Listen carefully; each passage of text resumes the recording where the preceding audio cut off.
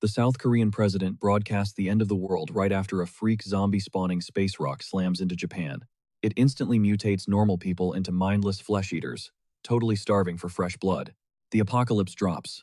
Pure chaos takes over the streets. Nobody has a clue what to do or where to hide. But one guy is literally built for this.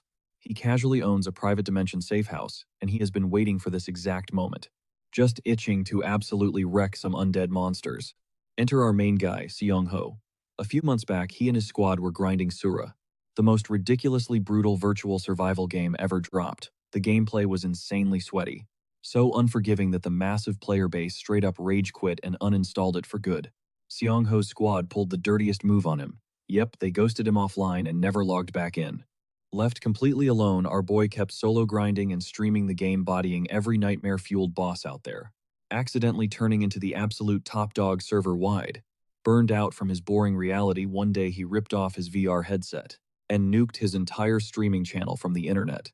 Song-ho pivoted hard to his line cook job, even scoring a super cute regular as his favorite customer. Goofing around, he casually yells out status window right in the middle of real life. He totally freezes when a glowing blue hologram actually pops up right in his face.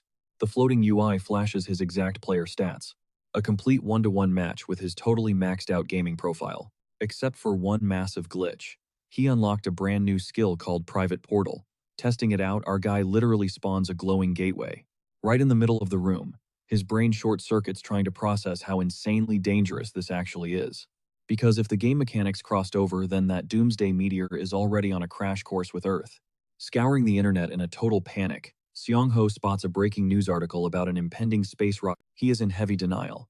There is no way the game's lore is bleeding into his actual reality. He stares dead at the glowing rift.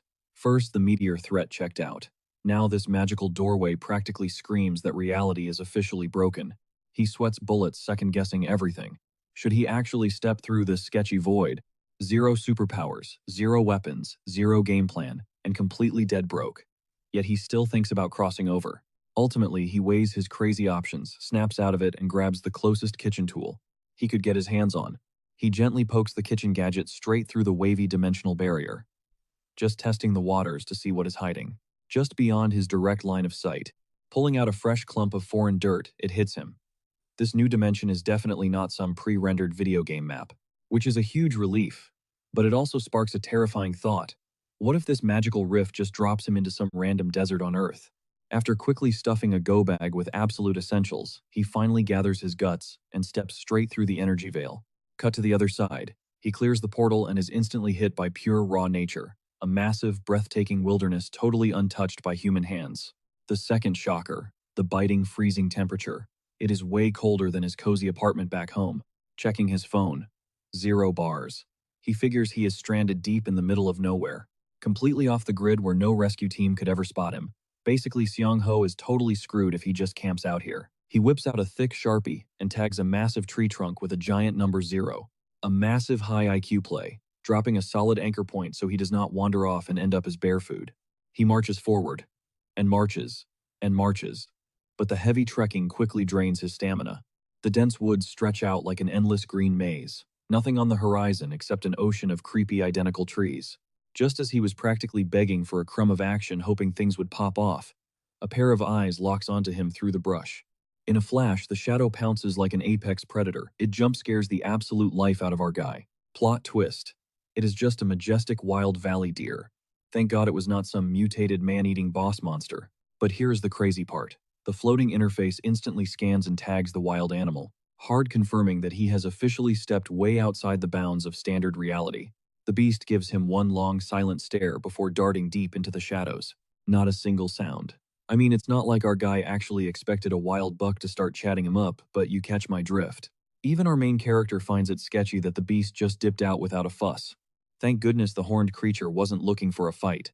But let's be real, things are gonna go south real fast if he crosses paths with savage primates or gets rushed by feral boars. Here is the craziest part though. Valley deer. They didn't even exist in the original Sura game. The second he spawned in his gut was screaming that this entire dimension revolves around hardcore survival mechanics. Gripping his blade tight, he pushes forward. Every muscle tense, ready for literally any jump scare this place throws at him. Up until this exact moment, he had been hardcore gaslighting himself. denying the incoming doomsday about to wipe the human race off the map. But right as he was about to throw in the towel, bam! He spots it. His eyes lock onto a glowing sun apple snagging the mythical fruit straight off the branch. He hesitates for a split second. Is this thing actually safe? Then whatever. He takes a massive chunk out of it, and boom, instant transformation. The system chimes in confirming his stamina is fully recharged while his entire body radiates this crazy neon yellow aura. The buffs are literally a one-to-one match with the sun, and that right there, that is the ultimate reality check. Our boy is finally convinced. The ultimate catastrophe is knocking right at their front door. A little while later, he is squatting down doing his business only to freeze.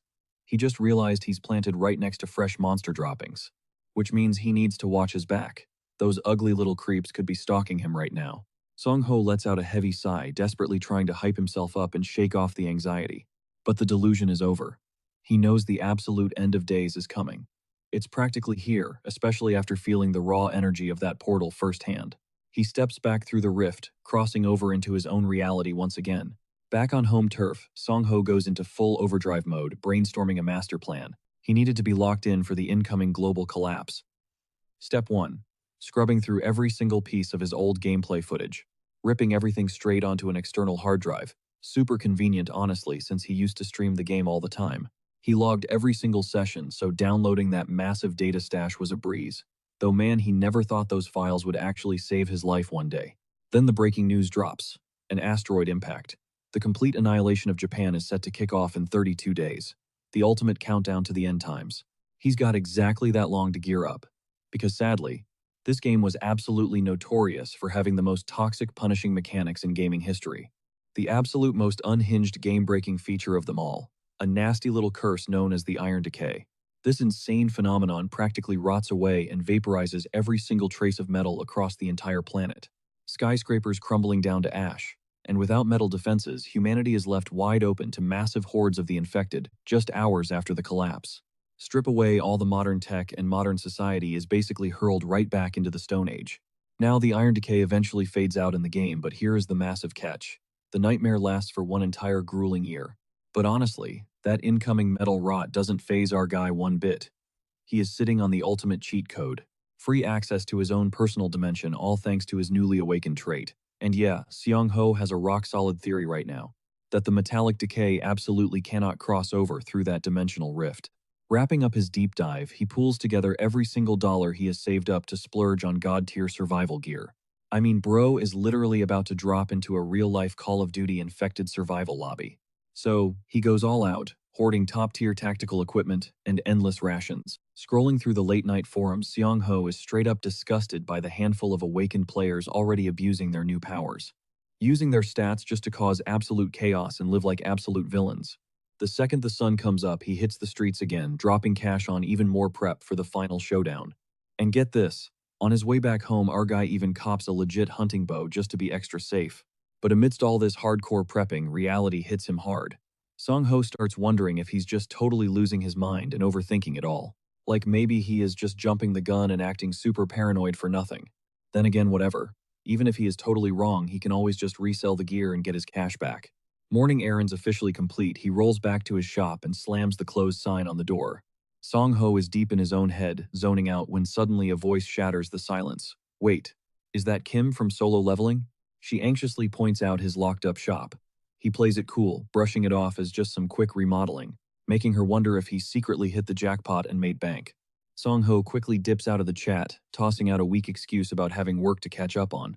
But suddenly, she stops him in his tracks, desperately trying to spit out a question. The girl gets totally flustered, swallowing her words before awkwardly spinning around to leave. Seon-ho feels a twinge of curiosity. Even though he could have easily pressured her to spill her thoughts, he turns back to his own grind. Stepping inside, he vows to lock in, shifting his focus to the things that actually matter, and treat this whole survival situation with dead serious dedication. Our main guy literally mutters to himself, I am going to ignore the distractions and totally lock in. Whispering open portal, he steps through, deeply reflecting on his true playstyle. You could call him a natural-born playmaker, a master planner pulling the strings behind the scenes. The kind of guy who thrives on outsmarting every single level instead of just rushing in blindly. He was never some beefed-up powerhouse, mostly because he relied heavily on his big brain energy. The reasoning here is super straightforward. Inside Sura, grinding for stats is a brutally complex system. You don't just magically level up and get stronger. You have to earn every single point through hardcore hunting and endless exploration. Right now, our boy is grinding in the alternate realm, desperately trying to sharpen his archery skills. With absolutely zero real-world practice or formal coaching, he is literally relying on YouTube tutorials to teach himself how to shoot. Song Ho drops into a proper stance, locking his eyes firmly on the target. His intense gaming experience heavily influences his fluid movements until he finally releases the bowstring. The arrow slices through the air and slams perfectly into the bullseye. He stands there totally shook. By his own hidden talent, almost convinced he is the chosen one. But as a sharp burning pain shoots through his hand, Song Ho gets a harsh reality check. His physical strength is pure trash. That is exactly why he needs to hit the gym hard and drastically boost his baseline stamina. With the absolute basics out of the way, it was time to level up his game plan. Two massive tasks demanded his immediate attention. First up, mapping out a highly efficient and sustainable strategy to slaughter monsters. Second, constructing a bulletproof base where he could hoard his supplies without constantly looking over his shoulder. However, as of right now, he is dead broke on weapons and gear since all his online orders are still out for delivery. To kill time, he hunted down golden apples, going absolutely feral as he scooped up every single one. Having already bookmarked a few key hotspots, he trained himself to brace for the looming apocalypse. This insane early game prep is the exact reason he managed to survive inside Sura for as long as he did. Scanning his surroundings, Seong-ho spots a steaming pile of goblin waste. He had been tracking this down with one clear goal in mind. Here is the thing about goblins: those little freaks love swarming in massive packs. The fact that there is literally only a single piece of crap on the dirt, and I mean that, literally screams that there is a lone straggler roaming nearby. He studies the droppings, quickly piecing together that this specific monster must be an outcast from its tribe. Seonho smirks, knowing this little guy is his absolute golden ticket. He has to hunt it down flawlessly before nightfall. His stealthy pursuit of the rogue goblin pushes forward. The distant howling of wolves echoes through the trees, signaling he is creeping closer to the valley. Then he finally spots his ugly little prize. Seong-ho ducks behind a massive tree, peeking around the bark. The creature looks practically identical to the digital nightmares from the game. Now, logically speaking, goblins are the absolute bottom-tier trash of the monster world. They only rock crude spears and toxic blow darts, but they are infamous for viciously maiming and torturing their prey. That sadistic streak is exactly why our main character picked a long-range weapon like a bow, right out of the gate. Judging by its ragged appearance, this goblin is ancient and completely worn out. It isn't even carrying a weapon, so Seong-ho quickly draws his bowstring back. He knows that if he just keeps his cool, this will be a clean, effortless kill. Snapping the string forward, his arrow violently pierces right through the goblin's arm, pinning its flesh. Seong-ho initially lined up a clean headshot, but honestly, he'll take this messy W any day. Riding that momentum, he lines up round two. Boom! Out of nowhere, the goblin chunks a massive rock, slapping the weapon right out of our boy's grip. Reality check: this isn't some low-level mob. This green menace is a battle-hardened vet.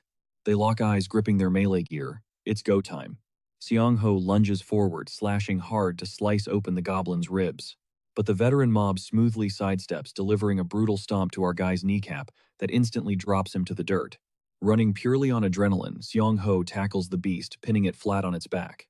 Now he's got the upper hand. Gripping the hilt, he plunges the blade deep, like brutally deep, straight into the monster's chest. The creature unleashes a blood-curdling shriek. Seconds later, the frantic light fades from its eyes. First takedown secured, bagging him a sweet 2 points. He's literally gasping for air, low-key stunned that he actually pulled that off. Scanning the loot drops around him, he spots some guaca powder and vegetable oil. Any real gamer knows mixing these crafts a healing salve. But right now, he needs to dig a grave, ASAP. Leaving a mob to rot out in the open is basically a death wish. Its squad would definitely sniff it out and hunt him down. Plus, leaving corpses lying around spawns something way worse, a terrifying monstrosity known as a bone stalker. Spotting a few red trouts swimming in a nearby creek, his stomach drops. A chilling realization hits him: he is completely and utterly cooked. He slowly shifts his gaze, locking eyes with a massive nightmare fuel owl monster. It's just staring him down, zero blinking, completely locked on. But before we dive into this absolute chaos, let's rewind to Seong-ho's glory days as a hardcore streamer. Back then, he spent thousands of hours analyzing every single mechanic, grinding out top-tier game knowledge. His chat would literally drop donos just to beg him not to speedrun, forcing him to explore every hidden detail. Last stream, he did a deep dive into mob behavior, completely exposing the tactics of goblins and kobolds. Dodging the Bone Stalker is just basic survival, the real nightmare. This forest is home to the game's two deadliest predators, werewolves and owlbears.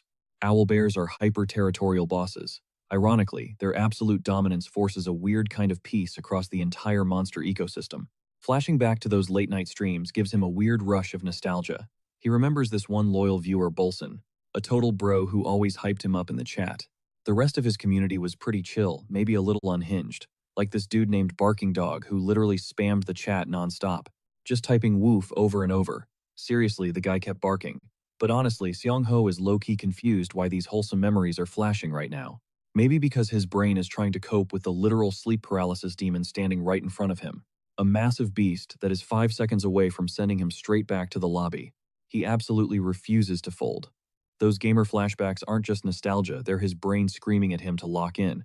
Time feels frozen as he frantically calculates. He already knows owlbears are insanely aggressive tanks that shred everything in their path.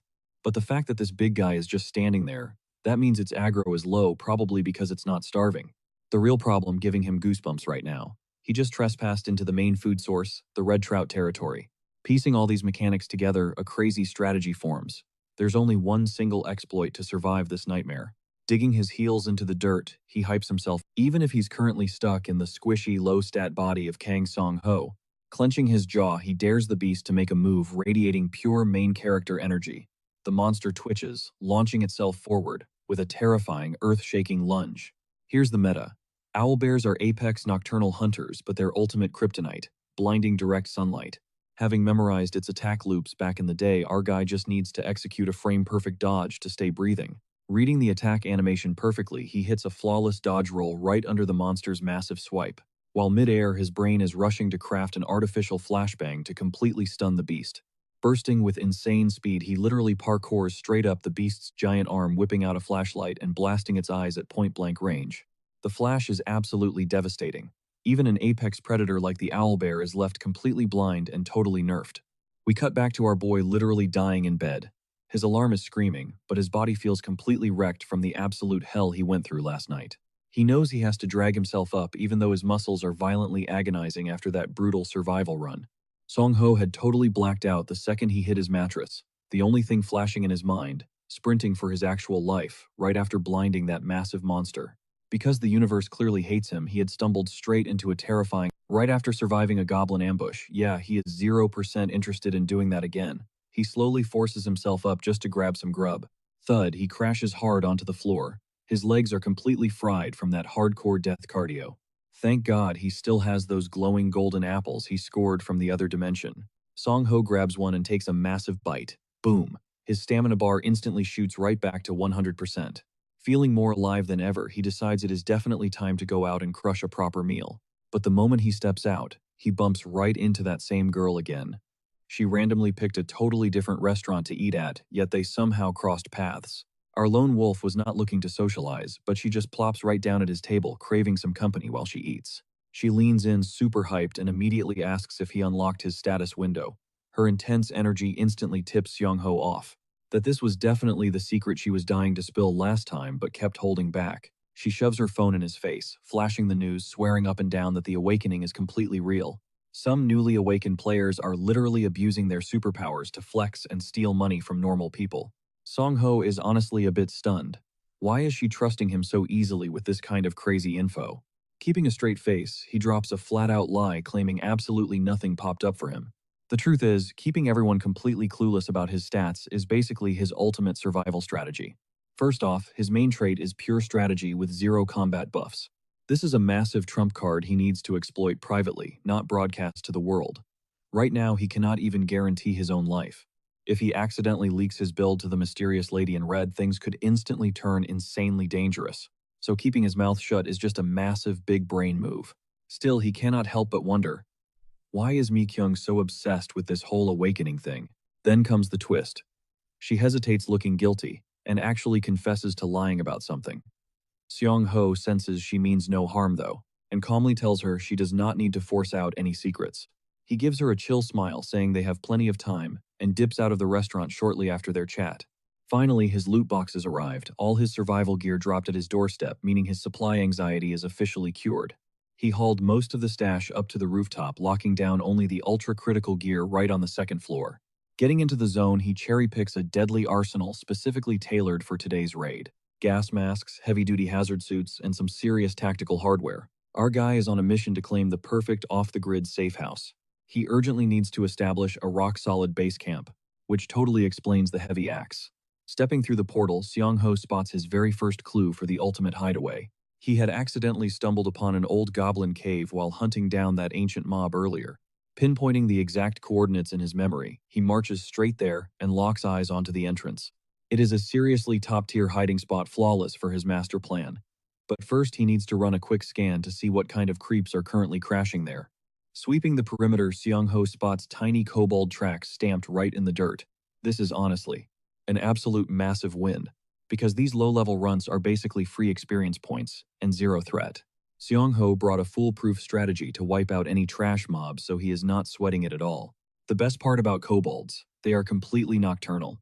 Right now they are all dead asleep, so our boy's ruthless plan is to simply suffocate them inside while they dream. First, he hacks down some thick branches, piling up a huge mound of firewood right at the mouth of the cave. The next step, drenching the entire pile in premium gasoline. Seong-ho is absolutely certain this raid will be a total breeze because literally all he has to do. He was just about to spark the flame, but a sudden rustling killed the silence. The gruesome beasts snapped out of their slumber, instantly locking their greedy sights on their next walking meal. But our guy drops a cheeky little wave, whipping out his battle axe and diving straight into the chaos. One slick swing cleanly slices through both of their ugly necks, dropping them dead on the spot. The only reason they folded so fast, they were still half asleep. Thanks to this slick double kill, the system hooks him up with a sweet level up and 4 stat points. Wasting zero time, Seong-ho tosses his lighter straight into the kindling. Seconds later, thick black smoke floods the cave. These trash-tier mobs shared one massive, glaring weakness. They absolutely panicked around unknown threats, and toxic smoke was definitely off their radar. Our main guy just chilled by the exit, rocking a full-on gas mask. Sure, he could have just roasted them alive, but smoking them out made the whole extermination process way smoother. The suffocating kobolds woke up in a total panic, stampeding toward the exit just to catch a breath. Seong-ho completely engineered this trap to drain their stamina and trigger absolute chaos. As they scrambled, the second they stumbled out into the open, he planned to exploit their dazed state and butcher them on the spot. He was betting on at least 5 popping out, so Seong-ho is totally thrown off when only 4 show up. That completely ruins the math for their usual pack of 7. Locking onto the nearest beast, Seong-ho instantly drops him, coldly declaring that only 3 remain. The surviving 3 charge him like rabid dogs, throwing out desperate, pathetic attacks. But our boy was already locked in. Swinging his heavy axe, he starts batting absolute home runs, smashing those monsters out of the park. One sneaky kobold tries to jump him, but gets blasted by the almighty toxic stink spray, blinding the ugly creature at point-blank range before it could even move. Seong-ho swiftly chops its head clean off. Down to the final mob, our badass protagonist locks eyes with the pack leader, who is literally shaking in his boots. The prey has officially become the apex predator. Seong-ho promises to put their cozy little hideout to extremely good use as he ends the monster's miserable life. The absolute bloodbath finally wraps up, leaving Seong-ho completely drained on the dirt floor. His garbage stamina bar is seriously holding him back. Right now, even though those mobs were absolute pushovers, wildly enough, his real-life system stats mirror the actual game perfectly, right down to the ugly debuff for pure exhaustion. The harsh reality that stat points stay frozen after leveling up is also exactly the same. But hey, grinding those levels will eventually unlock overpowered shop items, which is a massive win. For the time being, the biggest perk is scoring his very own private dimensional pad, but as much as he craves a sterile vibe inside, he is absolutely disgusted by the filthy disaster zone those nasty kobolds left behind. Now that his base is locked down, the brutal deep cleaning begins. He has to scrub away so much literal goblin crap that he genuinely loses his mind. Playing janitor is an absolute nightmare, especially right after throwing hands in a literal death match.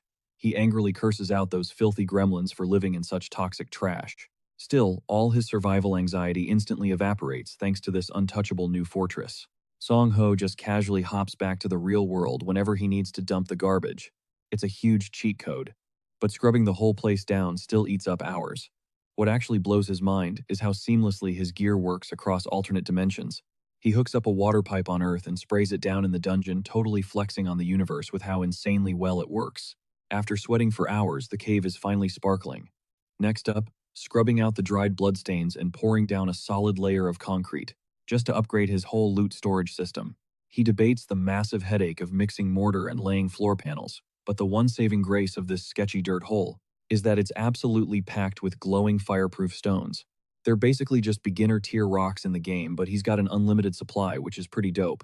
Now, Seong-ho has a legit reason to mine this spot, like a total pro, right after he finishes his DIY renovations. Fast forward to the next day, and our guy is absolutely cooked. He's been grinding so hard that every single muscle is screaming in pain. But glancing at his arm, he's totally shocked by how few battle scars he actually took. Meanwhile, his epic loot from the alternate realm sits proudly on the table, ready for action. Seong-ho weighs his options, wondering if it's the perfect time to grind out some healing salve. The recipe is practically foolproof.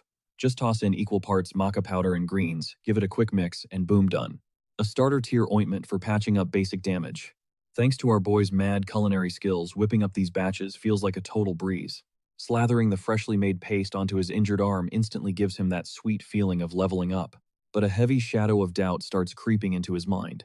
The crushing realization hits him he's going to have to grow. He flirts with the idea of boosting his base stats by strictly sticking to the fundamentals. Then again, he's throwing himself into such insane danger that he might actually get wiped out before the damn apocalypse even drops.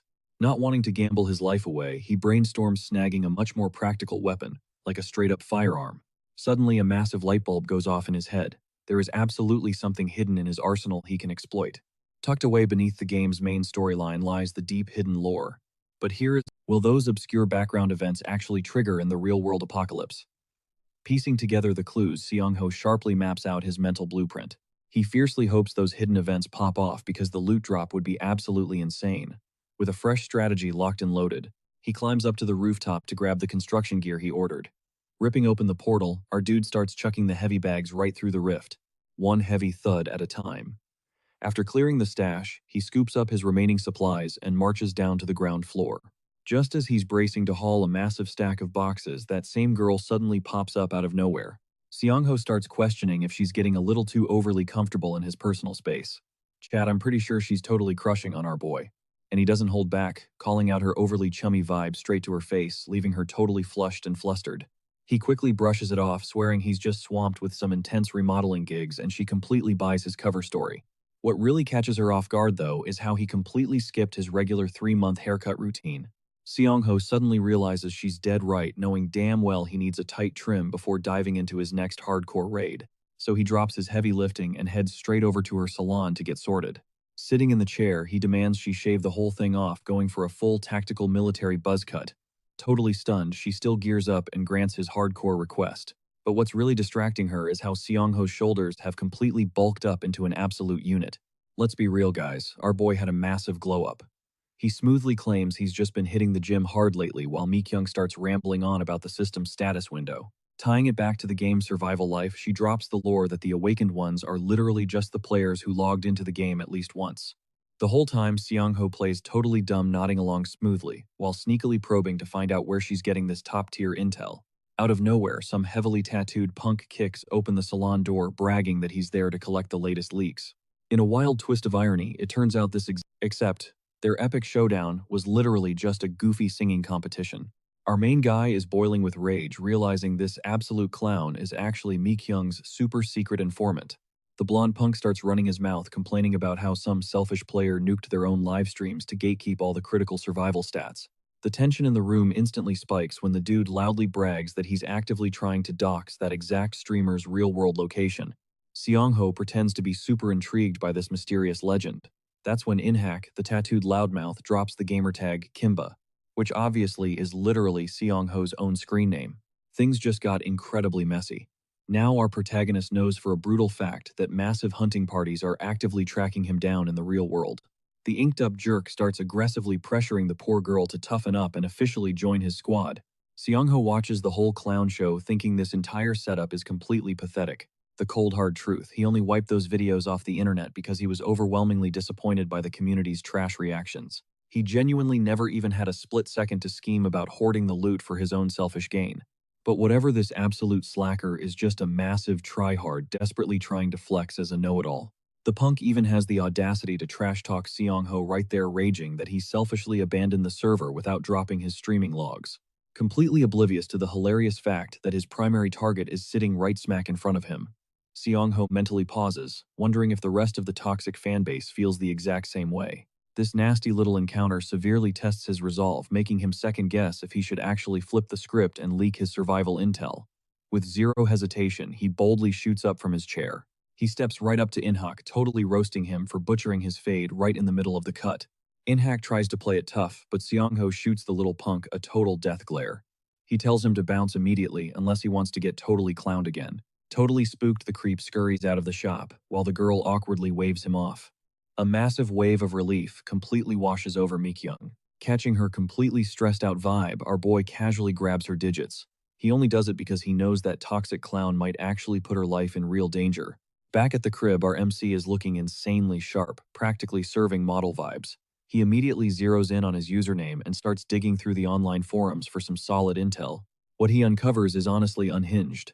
The entire message board is absolutely swamped with toxic trash talk and pure hate aimed right at him. He scrolls through an endless ocean of pure digital hate until he finally spots Inhak's exact screen name. This absolute clown is hiding behind a fake alias, even though the site has a full-on identity check feature. His entire profile is practically a massive hate shrine dedicated to dragging our main guy. A textbook generational hater right down to his absolute core.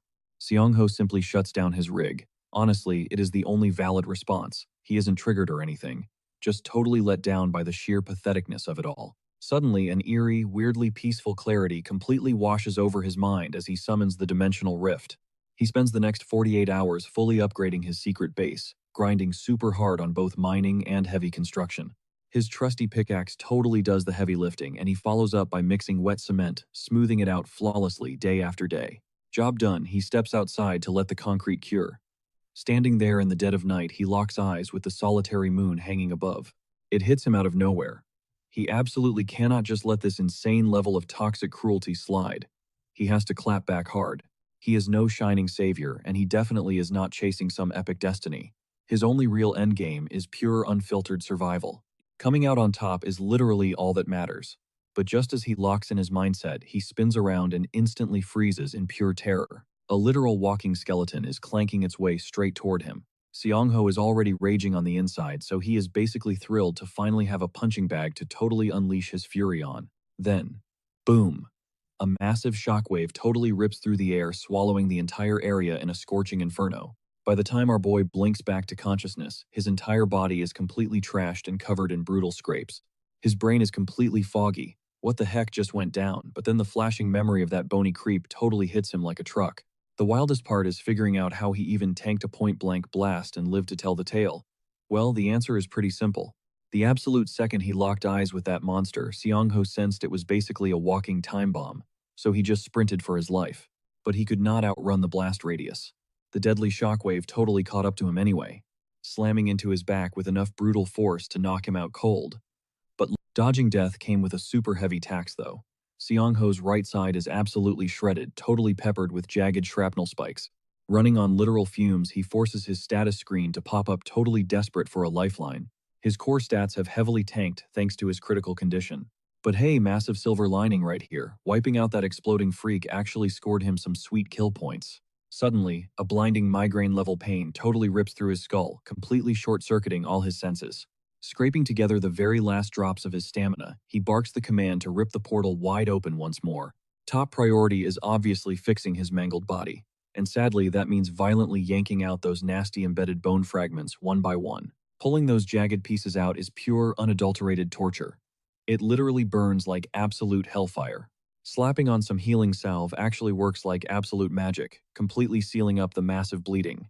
After double-checking his vitals and wrapping himself up like a literal mummy, Seong-ho's system fully crashes. He entirely blacks out, hitting his absolute physical limit for the day.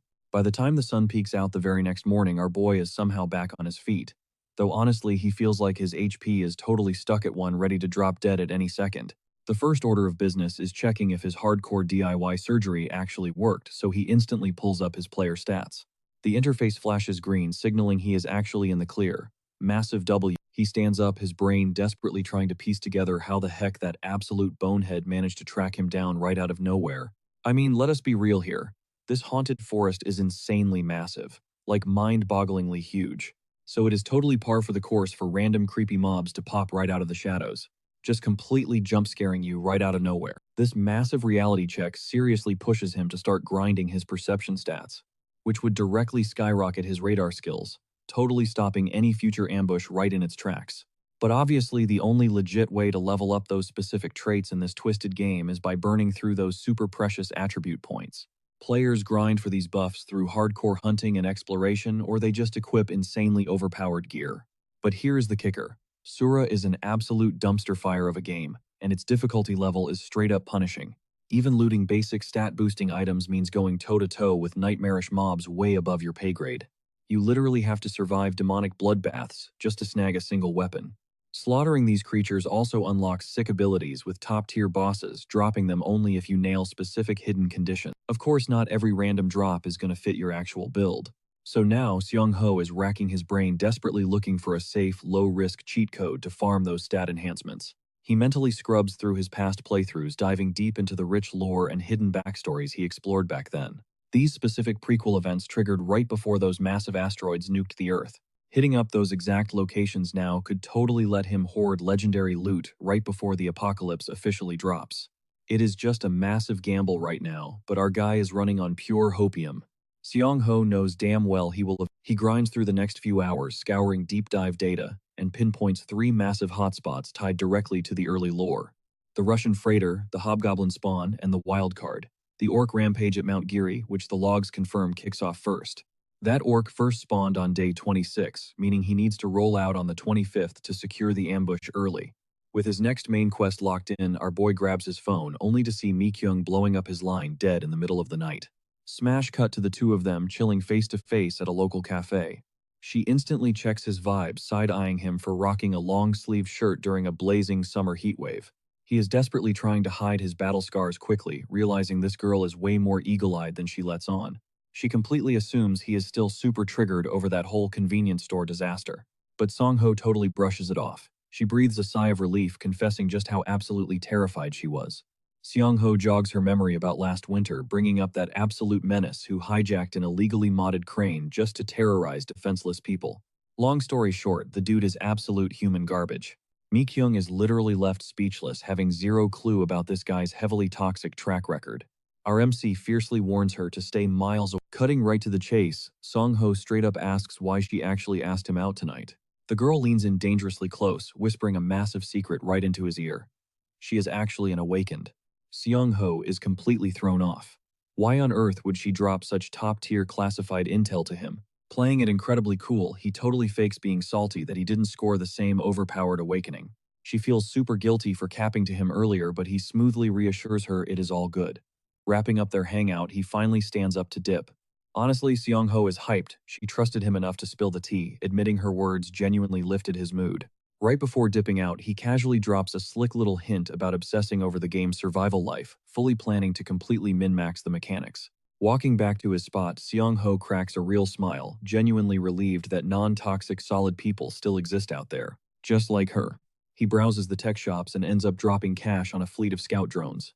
He even secures a rental car to make map traversal way smoother. Then he crashes hard, resetting his stamina for tomorrow. Fast forward to daybreak. The second the sun hits, he is instantly at his base speed crafting anti-orc gear. He brutally crushes and purifies volatile ignition stones. Handling these things requires absolute pixel-perfect precision. One reckless strike, and the whole batch violently explodes right in his face. Next up on the crafting list, the flash stones. Mining these raw crystals literally flashbangs you, but their utility is way too cracked to ignore, so he tanks the blindness and keeps farming. Grinding both ores down to fine dust, he concocts a lethal powder, officially locking in his quest loadout. He then aggressively mixes in sugar, raw, gasoline, and heavy industrial solvents. The final touch, a chemical hardener to force the explosive paste to solidify into pure concentrated destruction. Because his dimensional portal boasts completely flexible spawn coordinates, he smoothly sets up a fully functional crafting bench right on the fly, barely breaking a sweat. Before hitting the road, he tosses his gear into the rental, grinning at his massive haul. Fully stocked, Seong-ho floors it toward Mount Geary to wipe out some beasts. He pulls into the Jungsanri base camp lot just before midnight, killing time by running mental drills and double-checking his gear. The second the clock strikes 12, the ultimate hunt begins. 2 hours deep, the downpour turns vicious. Thick mist completely swallows his line of sight. He's scratching his head wondering where on earth these freaks are spawning from, since he just swept the entire campsite blind. He starts doubting if those warning signs even exist in real life, but suddenly, a bone-chilling roar shatters his thoughts. Heart pounding, he snaps his head toward the deafening noise. A massive shadowy figure steps out of the dark. And spoiler alert, it's definitely no deer. Our guy instantly clocks it. That is no basic grunt. It is a super rare red orc variant, meaning a guaranteed skill drop is on the menu. Seong Ho forces himself to breathe, sparking a firecracker. If he plays his cards right, bagging this monster is a done deal. His anti-orc strat is super simple. Step 1, aggro. Bait the brute to lock its total focus on him. Step 2, distraction. The second that firecracker pops and the beast swings its heavy axe, it is go time. Pure sensory overload.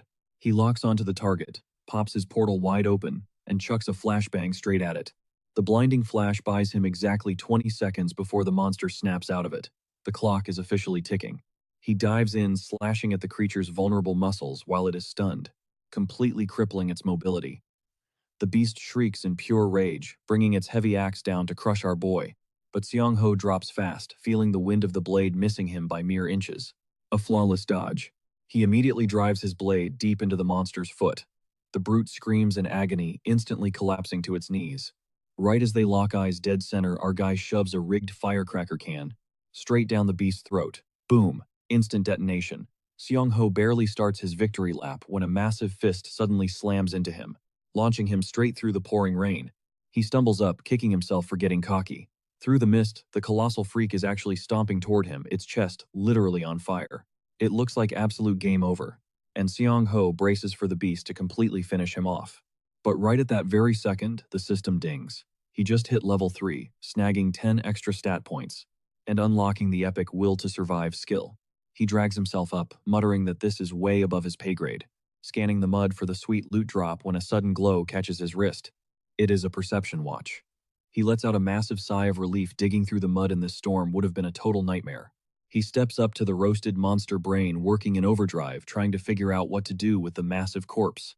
Then it hits him. The Jiri Mountain incident was totally blacklisted from the media. He heavily debates leaking the truth online, realizing it might just make things 10 times worse. Remembering Mikyung's theory about the Awakened, that they are basically everyone who logged into that one game, a dark realization hits him. There has got to be several thousand awakened players out there right now. And even if just a tiny fraction of them are absolute scum like Inhack, they are totally going to crash the whole system, bending the rules just to unleashing absolute pure chaos. The immediate issue. He can't just leave the wiped out orc lying around, or that thing is going to morph into an undead nightmare. And by tomorrow it'll be wrecking innocent people. Suddenly, reality smacks him hard. Why didn't he consider that he could turn into a mindless crawler himself? Even as an awakened being, those toxic spores could easily get under his skin. Torn on his next move, he rips open a portal, his mind racing about the lucky few who will actually make it out alive. One thing is for sure, cleaning up this mess properly is his absolute only option. So he starts clawing a massive trench in the dirt. His stamina drains completely, leaving him panting and wondering how on earth he's going to drag that gigantic beast into the pit. But right on cue, his brand new skill, Will to Survive, kicks in. Sensing his absolute burnout, it surges through his veins, forcing his body into overdrive to finish the job. He knocks the work out in record time. Shoving the monster into its grave, he quietly thanks his lucky stars for that massive buff. He steps back through the portal, only to find himself materializing straight inside a moving car. The recoil from the skill completely fries his system, demanding serious downtime. When he finally blinks awake the next morning, he literally questions if the clear skies outside are playing tricks on him. According to his master plan, his defensive perimeter should already be locked down tight. He grabs his phone, crossing his fingers that the Red Orc's remains have glitched out of existence. Feeling completely drained, he decides to scrap today's agenda entirely, trusting his gut that the timing is totally off, and shifts his focus to the massive delivery hall sitting in his room. Cracking open the crates, he spots all his required gear, even if right now they're basically just glorified blunt clubs in his hands. But wait, there's a catch. Half his loot is missing. He finds a crumpled note explaining that a bunch of his high-tier orders got flagged at customs for being totally off-limits. While sorting through the steel, the rumble of another delivery truck pulls his attention. He yells at the top of his lungs, telling them to just drop the boxes at the front door. A sudden knock echoes through the hall. Annoyed that the driver totally ignored his shouting, he repeats the command and swings the door wide open. Plot twist. It is not the delivery guy. It is Mi-kyung. She drops a soft smile, admitting it's been way too long, and says they really need to talk about something heavy. Holding up a takeout bag, she casually asks if he is down to split some spicy ribaki with her. The clock is ticking. Only 24 days left until the world literally ends. Our main guy is internally screaming. He absolutely cannot fathom that his crush has finally stepped foot inside his actual house. He's sweating bullets, incredibly awkward, and his face is glowing beet red. Once she plates up the steaming noodles, she tells him to dig in before it completely freezes over, and he instantly obeys like a golden retriever. Scraping his bowl clean, he finally gathers the courage to ask what is on her mind. She cuts straight through the small talk, since he brought up diving deep into Sura's lore before she showed up to spill some massive top-tier intel on the whole situation. Yeah, that was definitely not the vibe our boy was hoping for tonight. He honestly thought she was aiming for a cute date night, maybe Netflix and chill, or, taking things to that next level, guys. Crushing his own delusions, he forcefully reminds himself that strategizing about the upcoming apocalypse with her is honestly the smartest play right now. When the world burns down, having a solid partner watching, she starts casually clearing the trash away while he gets into the zone. Booting up his laptop, he drops a massive bombshell, casually confessing to her that he is an awakened too, figuring it's way better coming from his mouth than leaking out through rumors later. He dives deep into the horrific mechanics behind the metal death plague, dropping the hard truth that rolling in a squad larger than 6 instantly slaps a massive target on their backs, drawing every infected freak straight to them. Locking down this info isn't just a tip, it's the absolute blueprint for staying breathing, because at the end of the day, the ultimate name of this twisted game is raw survival. Just as he's about to drop even more heavy lore, she cuts him off to bring up the rumors surrounding some dude named Owen Hawk and the intense backlash slamming Kimba Clover. Staring right at him, she questions why he's hoarding all his life-saving knowledge in the dark. Caught completely off guard, our guy hesitates, playfully daring her to take a wild guess. Leaning back, she calmly states that everybody carries their own hidden baggage, and that extreme situations force people to make brutal choices. Breaking the tension, he reveals he straight up rejected their guild invite. Pulling out his phone, he flashes the hardcore proof. A leaked audio clip where those exact guys are plotting to snatch a girl right off the street just because she turned them down. Hearing that playback makes his blood physically boil. Snapping his intense gaze back to Mi-kyung, he delivers a chilling warning. When society crumbles, people's darkest, most twisted true colors are going to shine brightly. His absolute golden rule for her: trust absolutely no one. But she completely catches him off guard, pitching the idea of them teaming up. And obviously deep down he's dying to spend more time with her, but he just clenches his fist, totally unable to give her a straight answer right away. One of his main goals is grinding to level 10 and unlocking the cash shop before the tutorial even hits, which is a massive headache. In Sura, the spawn rate and rank of monsters directly scale with your level. If she actually tags along with him, she's practically guaranteed to die in the most brutal way possible. He chuckles nervously, jokingly asking what her game plan would be if he suddenly morphed into a zombie. She brushes it off, swearing she'd be totally fine, and instantly teleports right onto the table. She casually flexes her skill, calling it Blink. But honestly, we'll just call it a quick flash step to keep things simple, bragging that she could easily dodge him all day if he ever tried to take a bite out of her. He's honestly stunned, but quickly warns her to never flash that power in front of just anyone. She smiles softly, saying she trusts him completely, and cheerfully pushes the idea that they'd make an absolutely killer duo. Assuming they don't end up as brain-eating zombies first. But strictly between us, bro definitely wants to take a bite out of her without the zombie virus. A little while later, he's out by the tree line, kind of blown away by how incredibly easy setting up those fences actually was. First, he drove the support posts deep into the dirt, wrapped the whole perimeter in heavy-duty barbed wire, and finally wired up infrared motion sensors scattered across key blind spots. Stepping back to admire his handiwork, he totally feels like he deserves at least one free dexterity stat point for that grind. Seong-ho heads back, wraps up the mortar job to solidify his defensive wall, and instantly gets to work lugging heavy supply crates around. Right as he's plotting out his next move, a sudden chill hits his spine, making him sneeze. It suddenly hits him. This alternate world is going to be freezing cold. He's going to need a legit shelter ASAP, so he desperately needs to brainstorm some solid countermeasures. He stares down the mouth of the cave, making the call to build a massive, heavy-duty gate right at the entrance. Because honestly, a flimsy little curtain just ain't gonna cut it. With every passing second, his to-do list just keeps piling up. Later on, he swings by a local lumberyard to stock up on hardware. On the drive back, He scopes out all the key spots he's planning to raid during that crucial 5-hour window, right before the apocalyptic plague completely takes over. Out of nowhere, he bumps straight into Hyun Jong-hyun, a divorced gym owner with a little girl who he honestly hasn't crossed paths with in forever. Hyun looks like absolute garbage, though he does notice our MC is getting super shredded again. When Seong-ho asks what's dragging him down, Hyun just deadpans that it's insanely obvious he's incredibly depressed because the literal world is about to end. Our guy freezes totally shell-shocked that Hyun actually knows the truth too. Hyun admits he thought it was all capping until he literally saw his buddy casually levitating with straight-up superpowers. Playing it totally cool, our hero lies straight to his face, claiming he hasn't awakened any powers yet.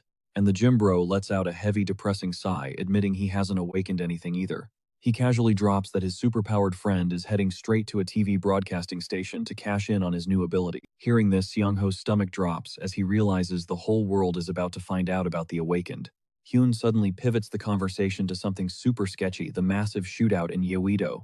Seong-ho is totally out of the loop, having completely ghosted the news lately. He immediately pulls out his phone to search for it, but every single post gets nuked instantly. The media is on total lockdown.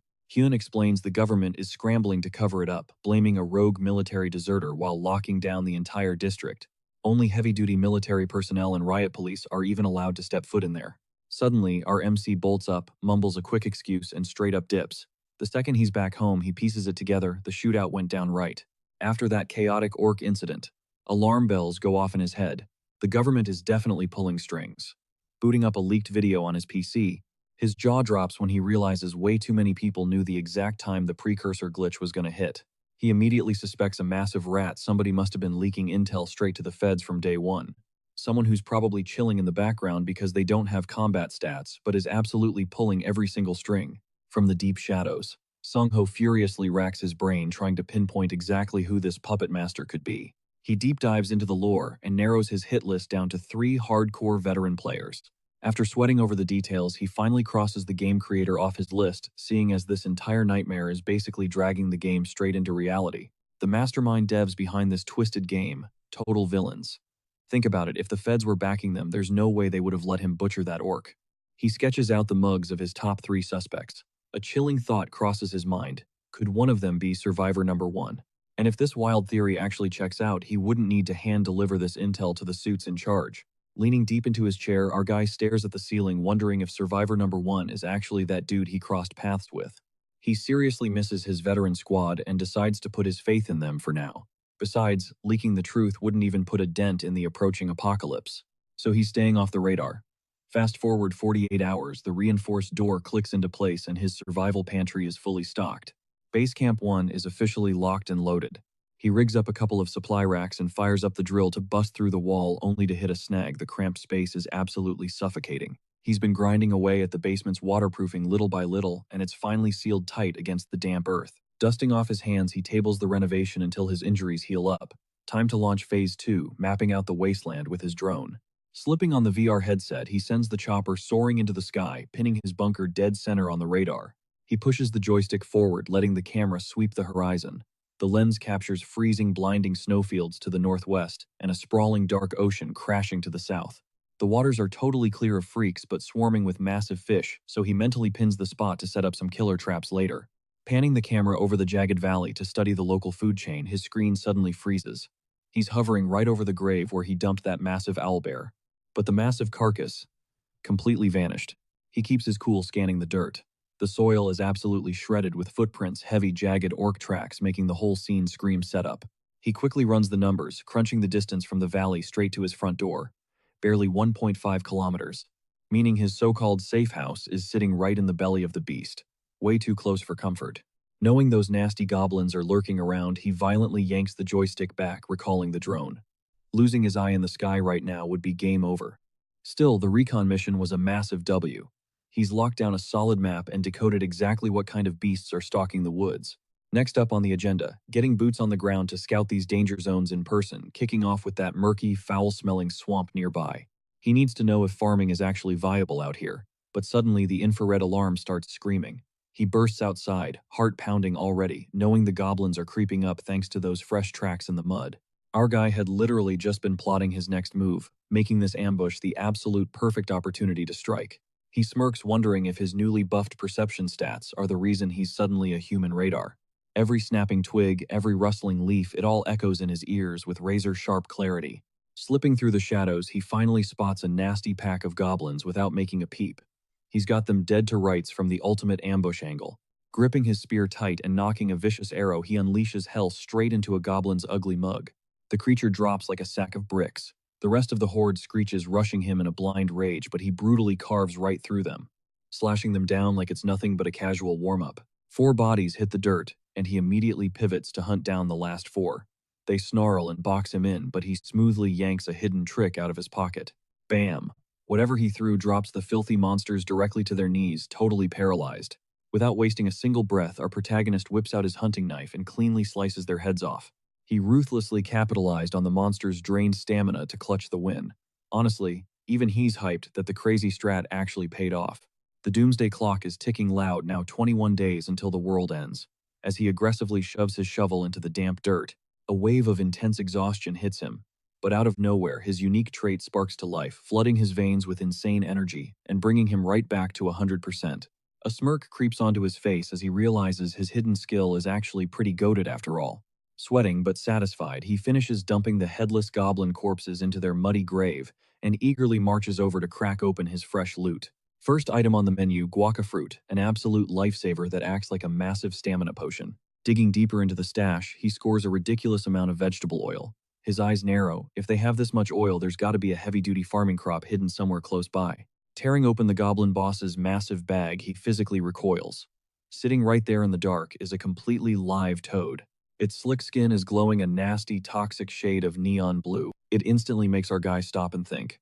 Why the hell would these savage monsters drag a live, squirming amphibian around, instead of just eating it dead? Suddenly, a sickening, sharp stench explodes from the toad's pores. It clicks instantly. This isn't a pet, it's a brutal, paralyzing toxin. The ultimate biological weapon used by these dirty little goblins. He takes one look and instantly makes a hard call. He is raising this little toad no matter what it takes. It is not just insanely cute. Extracting its venom to microdose himself will actually build up his poison immunity. Plus, lacing his weapons with that paralyzing toxin is going to make hunting an absolute breeze. He dubs the little guy Hodak, fully planning to spoil him rotten and fatten him up. Right on cue, the system flashes a notification. Hodak is officially his. He totally spirals, wondering if he just unlocked some hidden reality cheat code, his brain going into overdrive, analyzing every detail. Shaking it off, our guy drops the dimensional portal and starts exploring, jumping back and forth between worlds, until his loot stash is totally organized. Right after, he aggressively sweeps the perimeter and stumbles onto a hidden spring his drone completely missed. He scopes out the water. Totally pure normal stuff with 0 red flags. Finding a secret spot this close to home base is a huge win. Right behind the spring, he discovers a guaca tree and some vegetable oil sprouts. He quickly snags the guaca fruits and harvests a solid stash of the oil shoots. Slashing a trail of markers into the trees so he does not lose the route, he finally heads back. Back in his apartment, he tosses some grub to his new sidekick, Hodak. For now, the second floor is Hodak's crib. Leaving the little dude in the bunker would have been a straight-up death sentence. But playing pet parent was not his only gig. The grind absolutely never stops. Crafting that healing salve ate up massive amounts of time, and he accidentally whipped up way too much. Stuck with all this extra loot, he rules out Mi-kyung since she is already an awakened. So he figures he will slide it over to Hyung instead. Pulling up to Hyung's place, he downs a protein shake and tosses him the salve, leaving Hyung totally confused. Our boy plays it cool, claiming he just bought way too much and that it is insane for healing injuries. Hyung jokingly roasts him, asking if he is joining a pyramid scheme, which he immediately shoots down.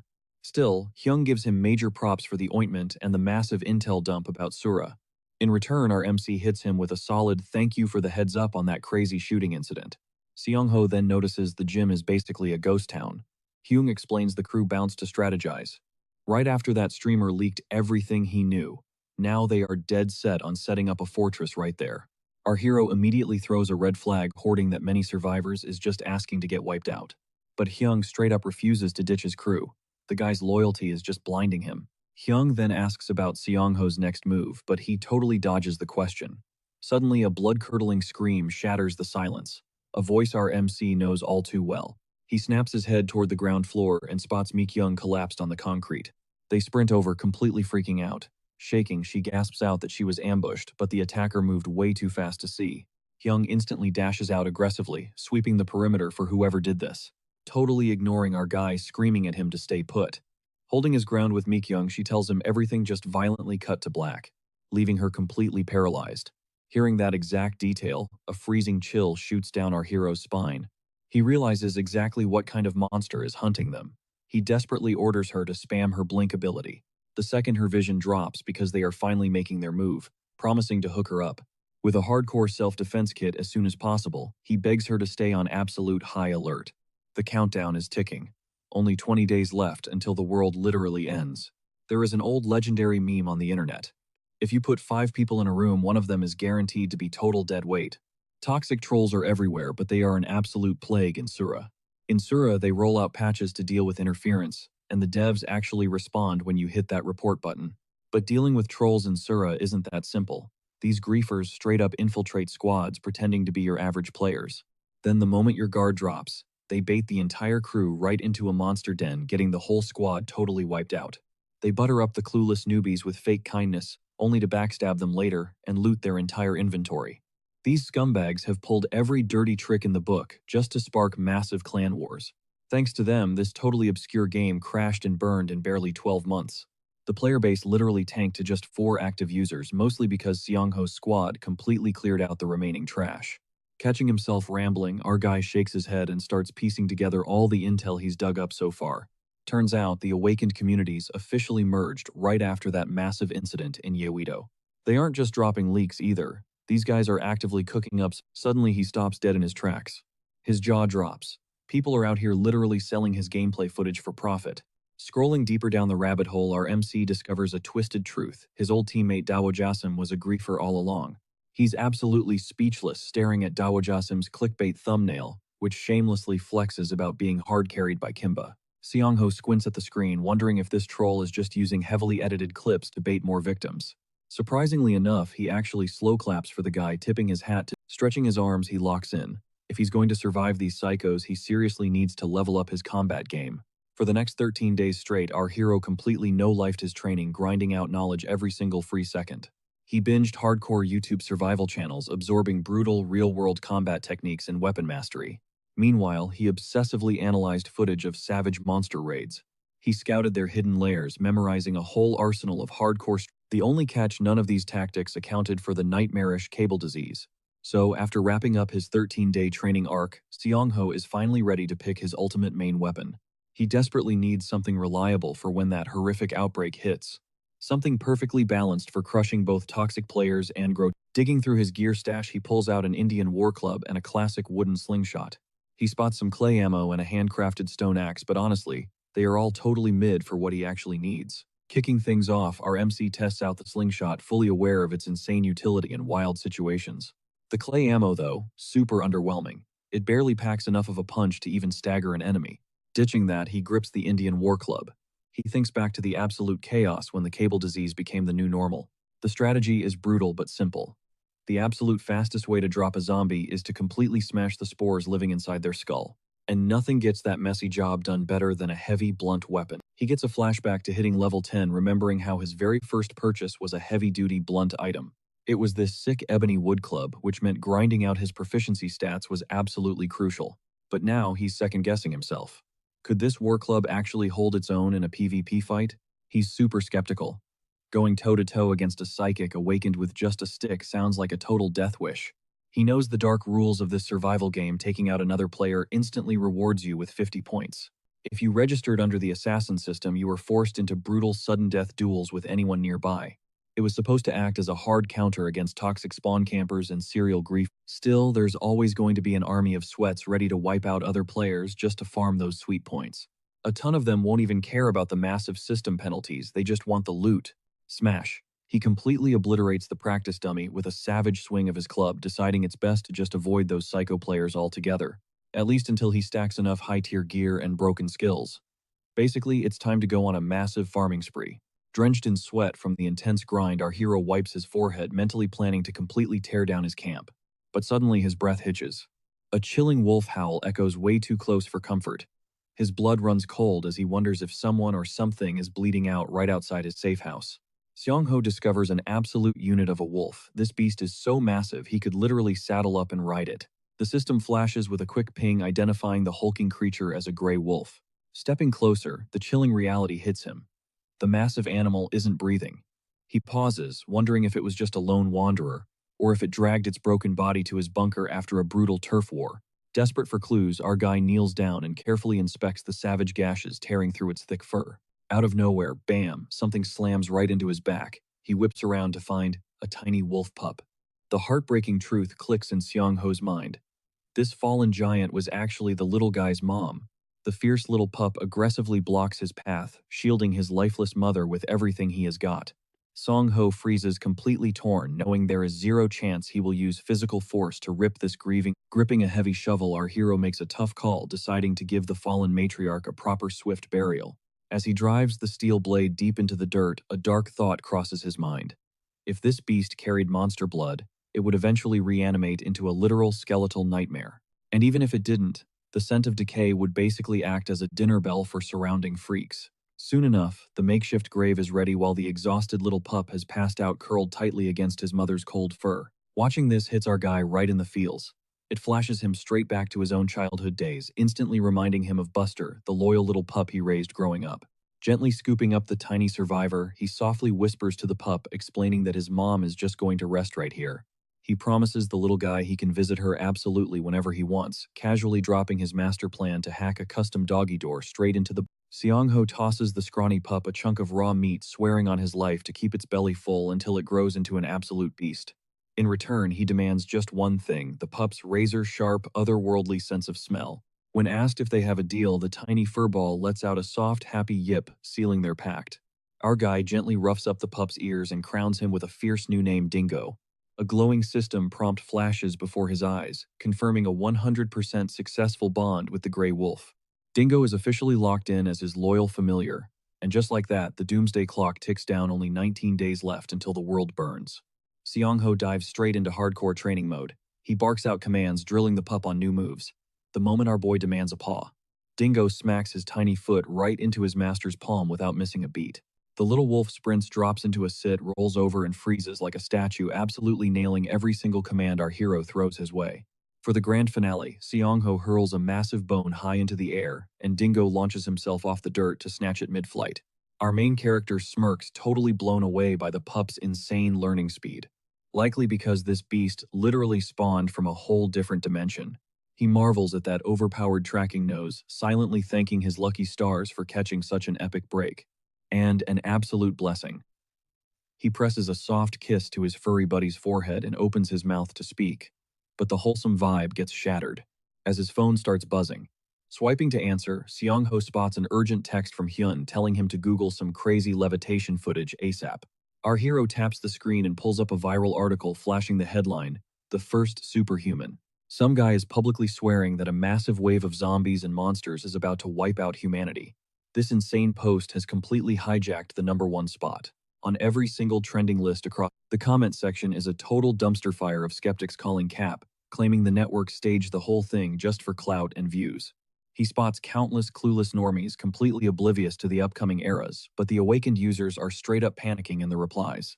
He actually laughs at the irony. Some dudes throw a massive tantrum when people gatekeep information, while the gatekeepers completely lose their minds the second their top secret intel gets leaked to the public. Beyond all the toxic online drama, our main guy wonders what the government's next move will be. He is fully aware that massive riots are already breaking out over this whole superpower frenzy. But he snaps back to reality, firmly deciding to stay out of that messy political garbage, hinting that the feds won't step up until the second deadly omen drops the bloody hobgoblin invasion. Seong-ho refuses to waste another second. He locks eyes with Dingo, declaring that their hardcore scouting missions start right now. Deep down, our boy knows that grinding and prepping is the only way to survive, and Dingo is practically vibrating with hype to get started. Later, they step through the glowing rift into the portal realm while Seong-ho breaks down his strategy for dragging Dingo into this interdimensional danger zone. He lets the beast catch a whiff of a tiny pouch before commanding him to track it down. Reason #1 for this sketchy field trip is pure survival prep for the imminent hobgoblin slaughter, since Dingo desperately needs to permanently lock those nasty goblin scents into his brain.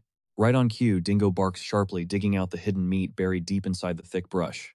Our hero beams with pride. The pup actually hunted it down using nothing but a fading, ghostly trail of scent. Reason number 2 is an extreme stress test, seeing if Dingo can stay ice cold and follow orders during actual life or death combat. He throws up a hand signal, and the wolf blasts forward like a furry missile. With brutal surgical precision, Dingo violently pins a wild rabbit to the grass, earning some massive hype from our protagonist. The final reason for this insane scout mission is to confirm one crucial fact. Can they actually farm kills in this alternate dimension? Seong-ho strides over to inspect Dingo's fresh kill. He stares down at the lifeless rabbit instantly, noticing its freakishly thick razor-sharp claws and massive mutated size. Brushing off the shock, our guy and his little wolf pack push deeper into the wild unknown. Marching through the brush, he catches himself wondering just how insane Dingo's raw combat stats would actually look on a system screen.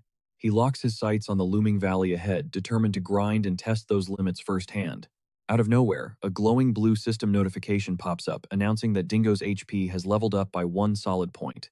Flashing back to his own HP pool of 170 back in his Kimbap days, our hero is totally mind-blown by the pup's crazy potential. Dingo is having an insane growth spurt.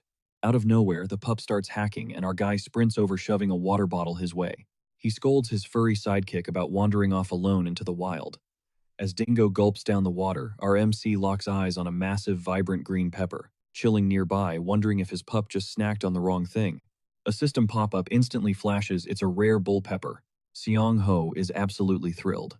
He hypes up his good boy, promising an absolute feast of treats for later before dropping to his knees to rip the prize straight from the dirt. With the loot secured, the duo embarks on their final hunting session. They post up on some slick rocks right next to a rushing stream. This time, dead silence. Dingo's radar picks up 0 sketchy scents or hidden enemies. Deep down, our guy knows grabbing these red trout won't drop any wild loot or level up points. But he knows giving his rookie pup some hardcore field experience is a total game changer. After securing the bag with their fresh catch, he wraps up his Phase 2 prep and heads back to base. Fast forward to the next morning, his restaurant gets completely wiped off the map. The demolition crew boss pulls our hero aside, telling him to shoot them a text within the next 3 days if any unexpected issues pop up with the repairs. He drops a genuine thanks to the crew for grinding out so early.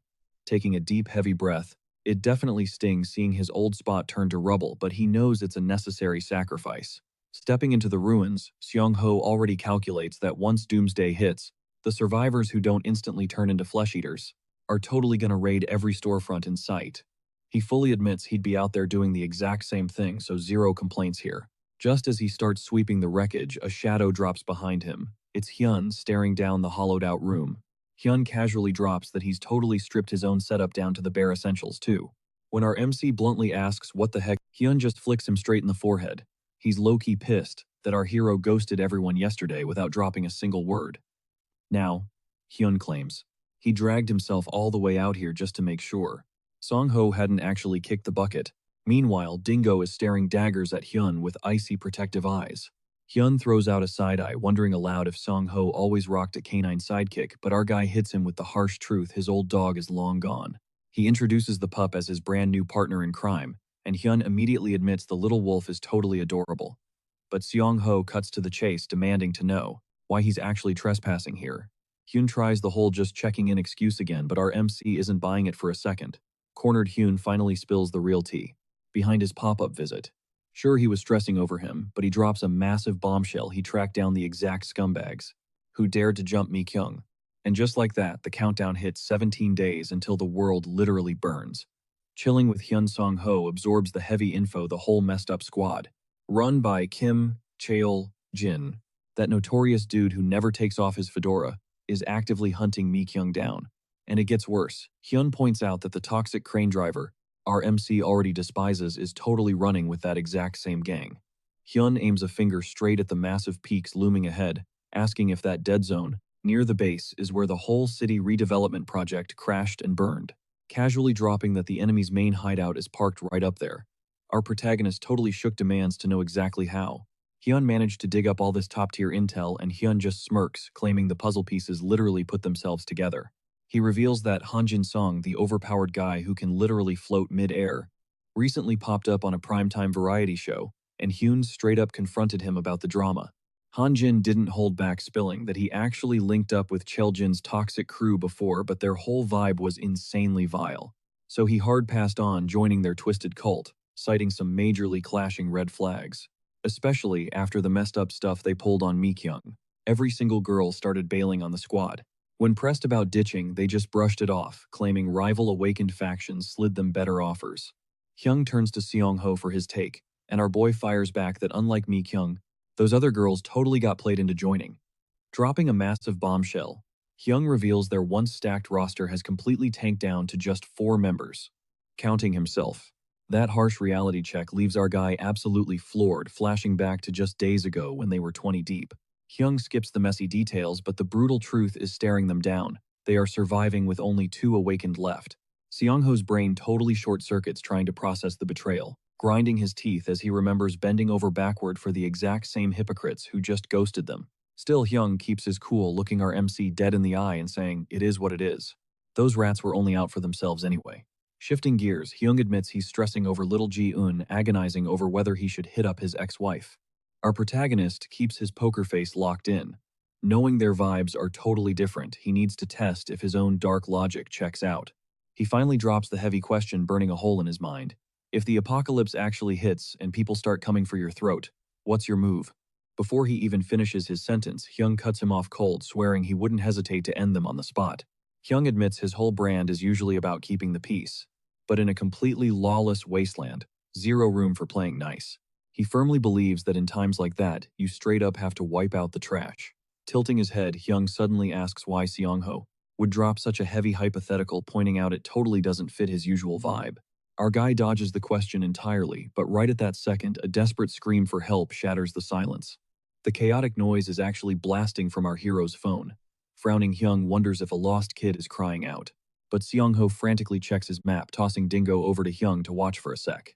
Cutting to a sketchy location, Mi-kyung is completely boxed in by a crew of thugs, having panic-mashed her emergency SOS button.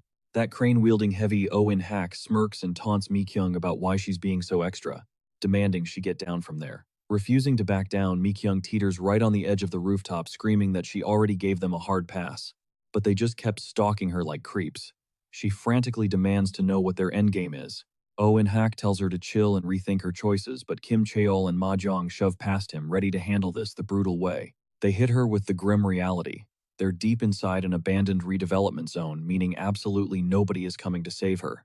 Kim Cheol tells her to stop wasting her breath, flexing the fact that they're all packing awakened traits, and aggressively starts counting down. Meanwhile, RMC is lurking in the shadows of an alleyway, gearing up for an absolute bloodbath. Right as the countdown hits 2, he violently slings a projectile straight at Kim Cheol, and on 3, bam, Kim Cheol takes a brutal hit out of nowhere. The entire thug squad freaks out, frantically scanning the shadows to see who the hell is sniping them, out of absolutely nowhere. Our boy leaps into the fray wearing a full helmet, instantly rushing Oh-in hack for a brutal beatdown, debating whether he should even bother hiding his identity at this point. Swinging his club like a madman, Seong-ho absolutely clobbers Oh-in hack before immediately locking onto his next victim. The next guy starts radiating this pitch-black energy, making our hero guess he's rocking some kind of blinding vision-blocking trait. But Seong-ho powers through the darkness and completely wrecks him anyway. Now gasping for air from the insane adrenaline rush, he finally locks eyes with Mi-kyung. She screams at him to watch his back. He spins around just in time to catch Kim Cheol launching a lethal swing with a bat. The brutal impact smashes right into Seong-ho's helmet, violently cracking it. Seong-ho is genuinely shook by the raw bone-crushing power behind that strike. Through the shattered visor, Kim Cheol instantly recognizes him, but our guy is completely zoned in, realizing that Kim Cheol's offensive trait is straight up broken, even this early in the apocalypse. Spitting mad, Kim Cheol swears he's going to cripple our boy while the rest of his goon squad staggers back to their feet, absolutely ready to unleash hell. Even without fully awakening, Onan straight up blitzes our boy with raw electricity, talking mad trash as he closes the gap. Seong-ho freezes up, totally unsure of his next move, while his opponent flexes his broken skills, heavily debating if he should just pop his dimensional portal to dip. But right as Onan winds up for the kill stroke, Dingo comes flying out of nowhere and viciously clamps down on his arm. Hyun casually steps out of a dark alley, sarcastically asking if picking street fights in broad daylight is the move, suggesting the whole squad just walk away, unless they want massive heat. He bluffs about dialing 911, and the whole crew instantly chickens out and scatters. Hyun just scoffs, roasting them for acting insanely tough when they're actually totally weak. Mi-kyung rushes down frantically grabbing Seong-ho's face. While scanning him for injuries, she spots the massive crack splitting right down his helmet. And Hyun immediately steps up offering to piggyback our battered boy to safety. Seeing the genuine panic in their eyes hits him hard, flooding Seong-ho's mind with nostalgic memories of his old hardcore gaming guild. She begs him to hit up the ER, but our MC just brushes it off, swearing he's completely solid. Pivoting quickly, he turns to Hyun and drops a heavy question, asking if they can officially recruit Mi-kyung into their survival squad. Hyun shrugs it off, saying he's totally down as long as she's cool with the idea. And honestly, she accepts in an absolute heartbeat. But then our MC just randomly bails, muttering something about having urgent business to handle. Hyun and Mi-kyung are left standing there, totally weirded out by his sketchy vibe. Back at his crib, Seong-ho breathes deep, desperately trying to lock down his swirling emotions and completely map out phase 2 of his hardcore doomsday prep. Ghosting them like that was honestly his only option. Watching Hyun and Mi-kyung vibe together almost made him drop the massive secret about his overpowered system, but his mind was already dead set on keeping it hidden. To actually exploit the hell out of his dimensional gate, our boy needs to power level like an absolute madman, grinding out new abilities and farming resources non-stop. That iconic gamer motto, "Crush them with overpowered gear," is literally echoing in his brain right now, after barely surviving that mountain gang clash. He calculates that if he sticks to his original Doomsday timeline, he's going to trigger a massive 3-level gap, which would drastically buff the local monster spawns around him, absolutely destroying any chance of party synergy down the road. Back with his 2 trusted companions, he grinds away until a massive wood-burning stove is fully installed in his bunker, knowing that sweet heat is exactly what he needs to actually get a good night's sleep. Dingo is absolutely living for the new setup, knocked out cold right next to the flames. As for our MC, he's just waiting on a few final deliveries to drop, and the ultimate starter base is going to be practically flawless.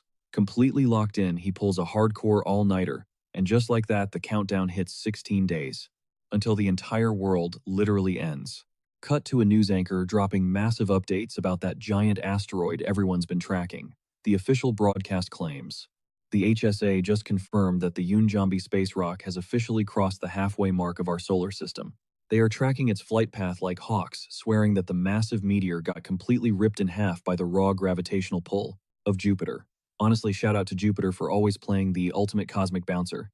Stepping up to the mic, the head honcho of meteor tracking, Thomas Chandler, confidently promises the public that both fragments Uneasy Alpha and Beta have literally zero chance of crashing into Earth. Yeah, major fake news. Seong-ho vividly remembers that exactly 5 days before Doomsday, Uneasy Beta was the very first rock to smash into the planet. It nuked the ocean right next to a Russian cargo ship, triggering a monstrous tsunami that literally tossed the entire vessel straight into Gamcheon port. And boom, that's exactly how the zombie plague first infected Korea. The broadcast then quickly pivots to the insane Yeouido shooting, mentioning how President Jeon Won-taek has essentially been hiding in his mansion for 7 straight days.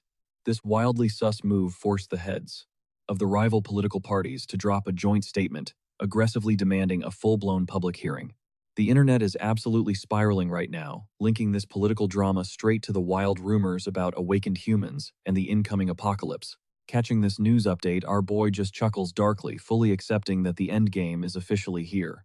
He's actually kind of hyped that mainstream media is finally waking up to the truth, realizing things are about to get infinitely more chaotic from here on out. Pulling off a crime is basically impossible for the awakened. He flips open his laptop, digging into the forums to see how the community is handling the chaos. Scrolling through the massive comment section, it's obvious everyone has some seriously heated takes on the whole mess. Out of nowhere, a comment from My Dream catches his eye. Has this guy really been lurking online this entire time? Back in the day, My Dream was that ultimate wholesome gamer who carried the noobs. Seong-ho's squad actually partied up with him way back when.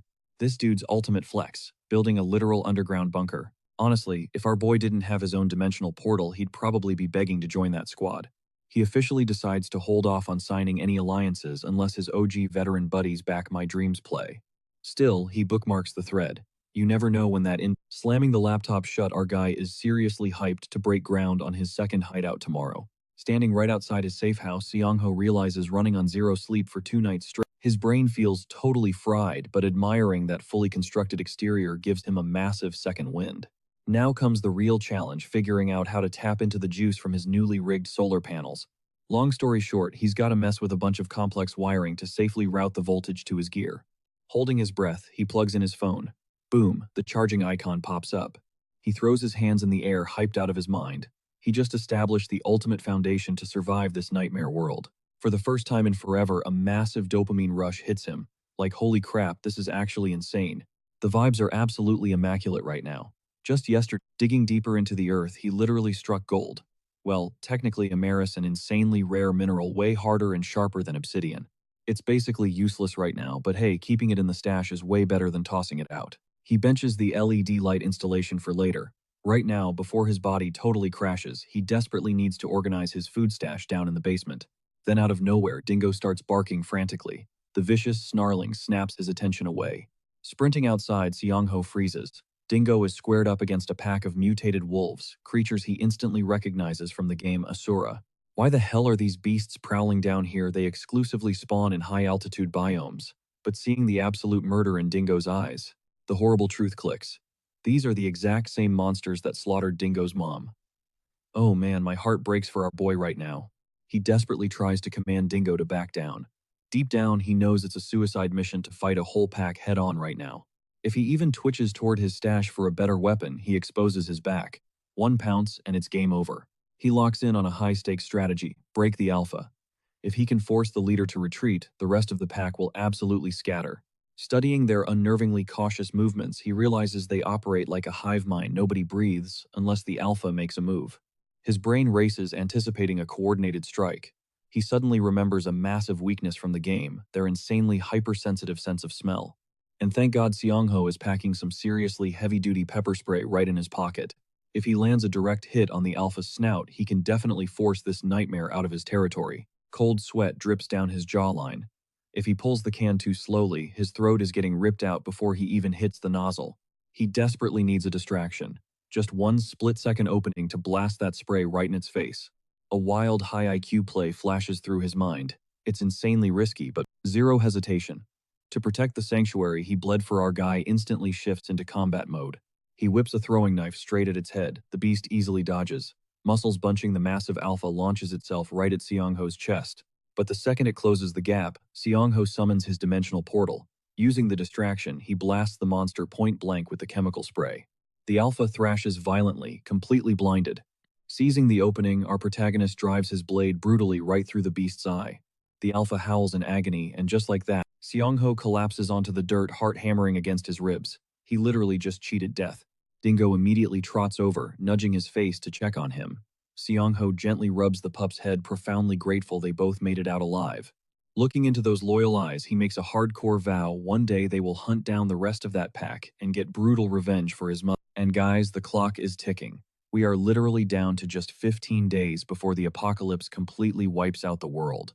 Once he finally finishes organizing that massive basement stash, Seongho hits the road, making a beeline straight for the hardware store and the pharmacy. He desperately needs to lock down his final defensive gear. Keep in mind, at this exact moment, our absolute madman has been awake for over 68 hours straight. Surviving that wolf ambush totally drained him. He is absolutely gassed. Still, Seongho counts his lucky stars. If those mutts had mutated into actual werewolves, bro, he would be straight up dog food right now. He realizes he got way too cocky. He tunnel visioned on the monsters right in front of him and completely ignored the random wildcards out there. Feeling the heat, Seongho decides it is time to level up. He needs to expand his turf and build a legit heavy-duty shelter. His drone scouting missions totally back up that massive upgrade plan. Suddenly, some dude shouts his name from down the block. But our boy Seongho is completely zoned out, lost in the sauce of his own strategies. Obsessing over the blueprint and hyped to carve out way more farming territory for his loot stash. The second that fallback perimeter is locked down, his next major quest is snagging some Bluetooth boosters to turbocharge his network range. The guy keeps hollering his name until Seongho finally snaps out of his daydream. When asked what is up, Seongho brushes it off, just saying he is on a massive supply run. Turns out this guy is his gym bro. He instantly assumes Seongho is out hunting for heavy artillery, which is a wildly unhinged guess, considering they are literally standing outside a boring hardware store. Hyun spills the tea. He is not the one weapon shopping. Nope, it is an absolute baddie in his squad who wants the firepower. His future wifey, God bless. After bagging his hardware loot, Seongho discovers how his gym bro actually bumped into this girl and is desperately trying to stop her from buying shady weapons inside the shop. But she is insanely stubborn. Seongho figures he should just hand her the cheat sheet he literally wrote up. But even with the raw facts staring her in the face, she is not buying it. Yep, completely unbothered. She hits our boy with a death glare so freezing cold it genuinely rattles him. He ends up straight up confronting her. Out of nowhere, the girl speaks up. She suddenly recognizes him as the owner of that spicy rice cake joint. Seong-ho just nods, confirming the plot twist. She is absolutely shook by his major glow-up and hardcore personality shift. Seong-ho totally misreads the vibe, thinking she finds him toxic, so he quickly apologizes. But she just casually whips out her wallet and slides him a business card. Enter Yu Soo-young. And, plot twist, she is a drop-dead gorgeous, highly intelligent doctor. The absolute full package chat. Realizing she is a legit medic, Seong-ho speedruns the game mechanics for her, treating it like the tutorial he gave Hyun and Mi-kyung. The doctor hits him with a big fat "I don't care." To her, this whole survival game lacks any logical scientific proof. Seong-ho totally agrees that it is a crazy, unhinged game, but Soo-young, oh, she is just getting started. She instantly calls him out, analyzing the facts and deducing that he is actually an awakened player himself. The sudden call-out gets under Seong-ho's skin a little bit, but honestly, Soo-young has a galaxy brain. She immediately clocks that his survival tips are way too specific. There is zero chance he has not grinded this game before. She does not push the issue and drops a quick thanks for the intel. Meanwhile, Hyun is standing there super salty because his own explanation was utter trash.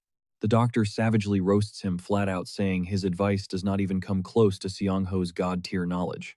Feeling grateful for the hardcore carry, Soo-young officially friends Seong-ho. She genuinely respects his good guy energy. And just like that, another absolute top-tier baddie gets added to the main character's expanding harem. Cut to the next morning. Our MC is chilling in his base, meticulously wiping the blood off his spearhead.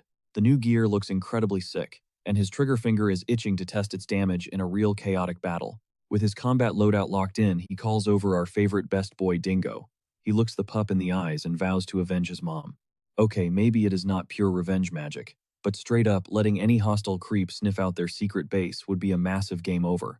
So they gotta move at lightning speed and permanently delete those dangerous threats. Flash forward, and John Wick and his dog are totally locked in, ready. For this raid, Dingo is basically the MVP of the squad. They lock eyes on a vicious wolf pack, but something is super off. There are only 4 beasts prowling the area. The craziest red flag, the alpha, is completely missing. Zooming in on the chaos, the pieces finally click in Seong-ho's brain. A massive, terrifying owlbear is absolutely shredding the wolves to pieces. Seong-ho chuckles. That hulking raid boss is honestly doing him a massive solid by doing all the dirty work. Here is the savage truth about wolf packs. The second their alpha drops dead, their entire formation completely shatters. They completely panic. Their instincts scatter, their teamwork gets trashed, and they turn into absolute sitting ducks. It is prime time for our boy to go full John Wick and pick them off one by one.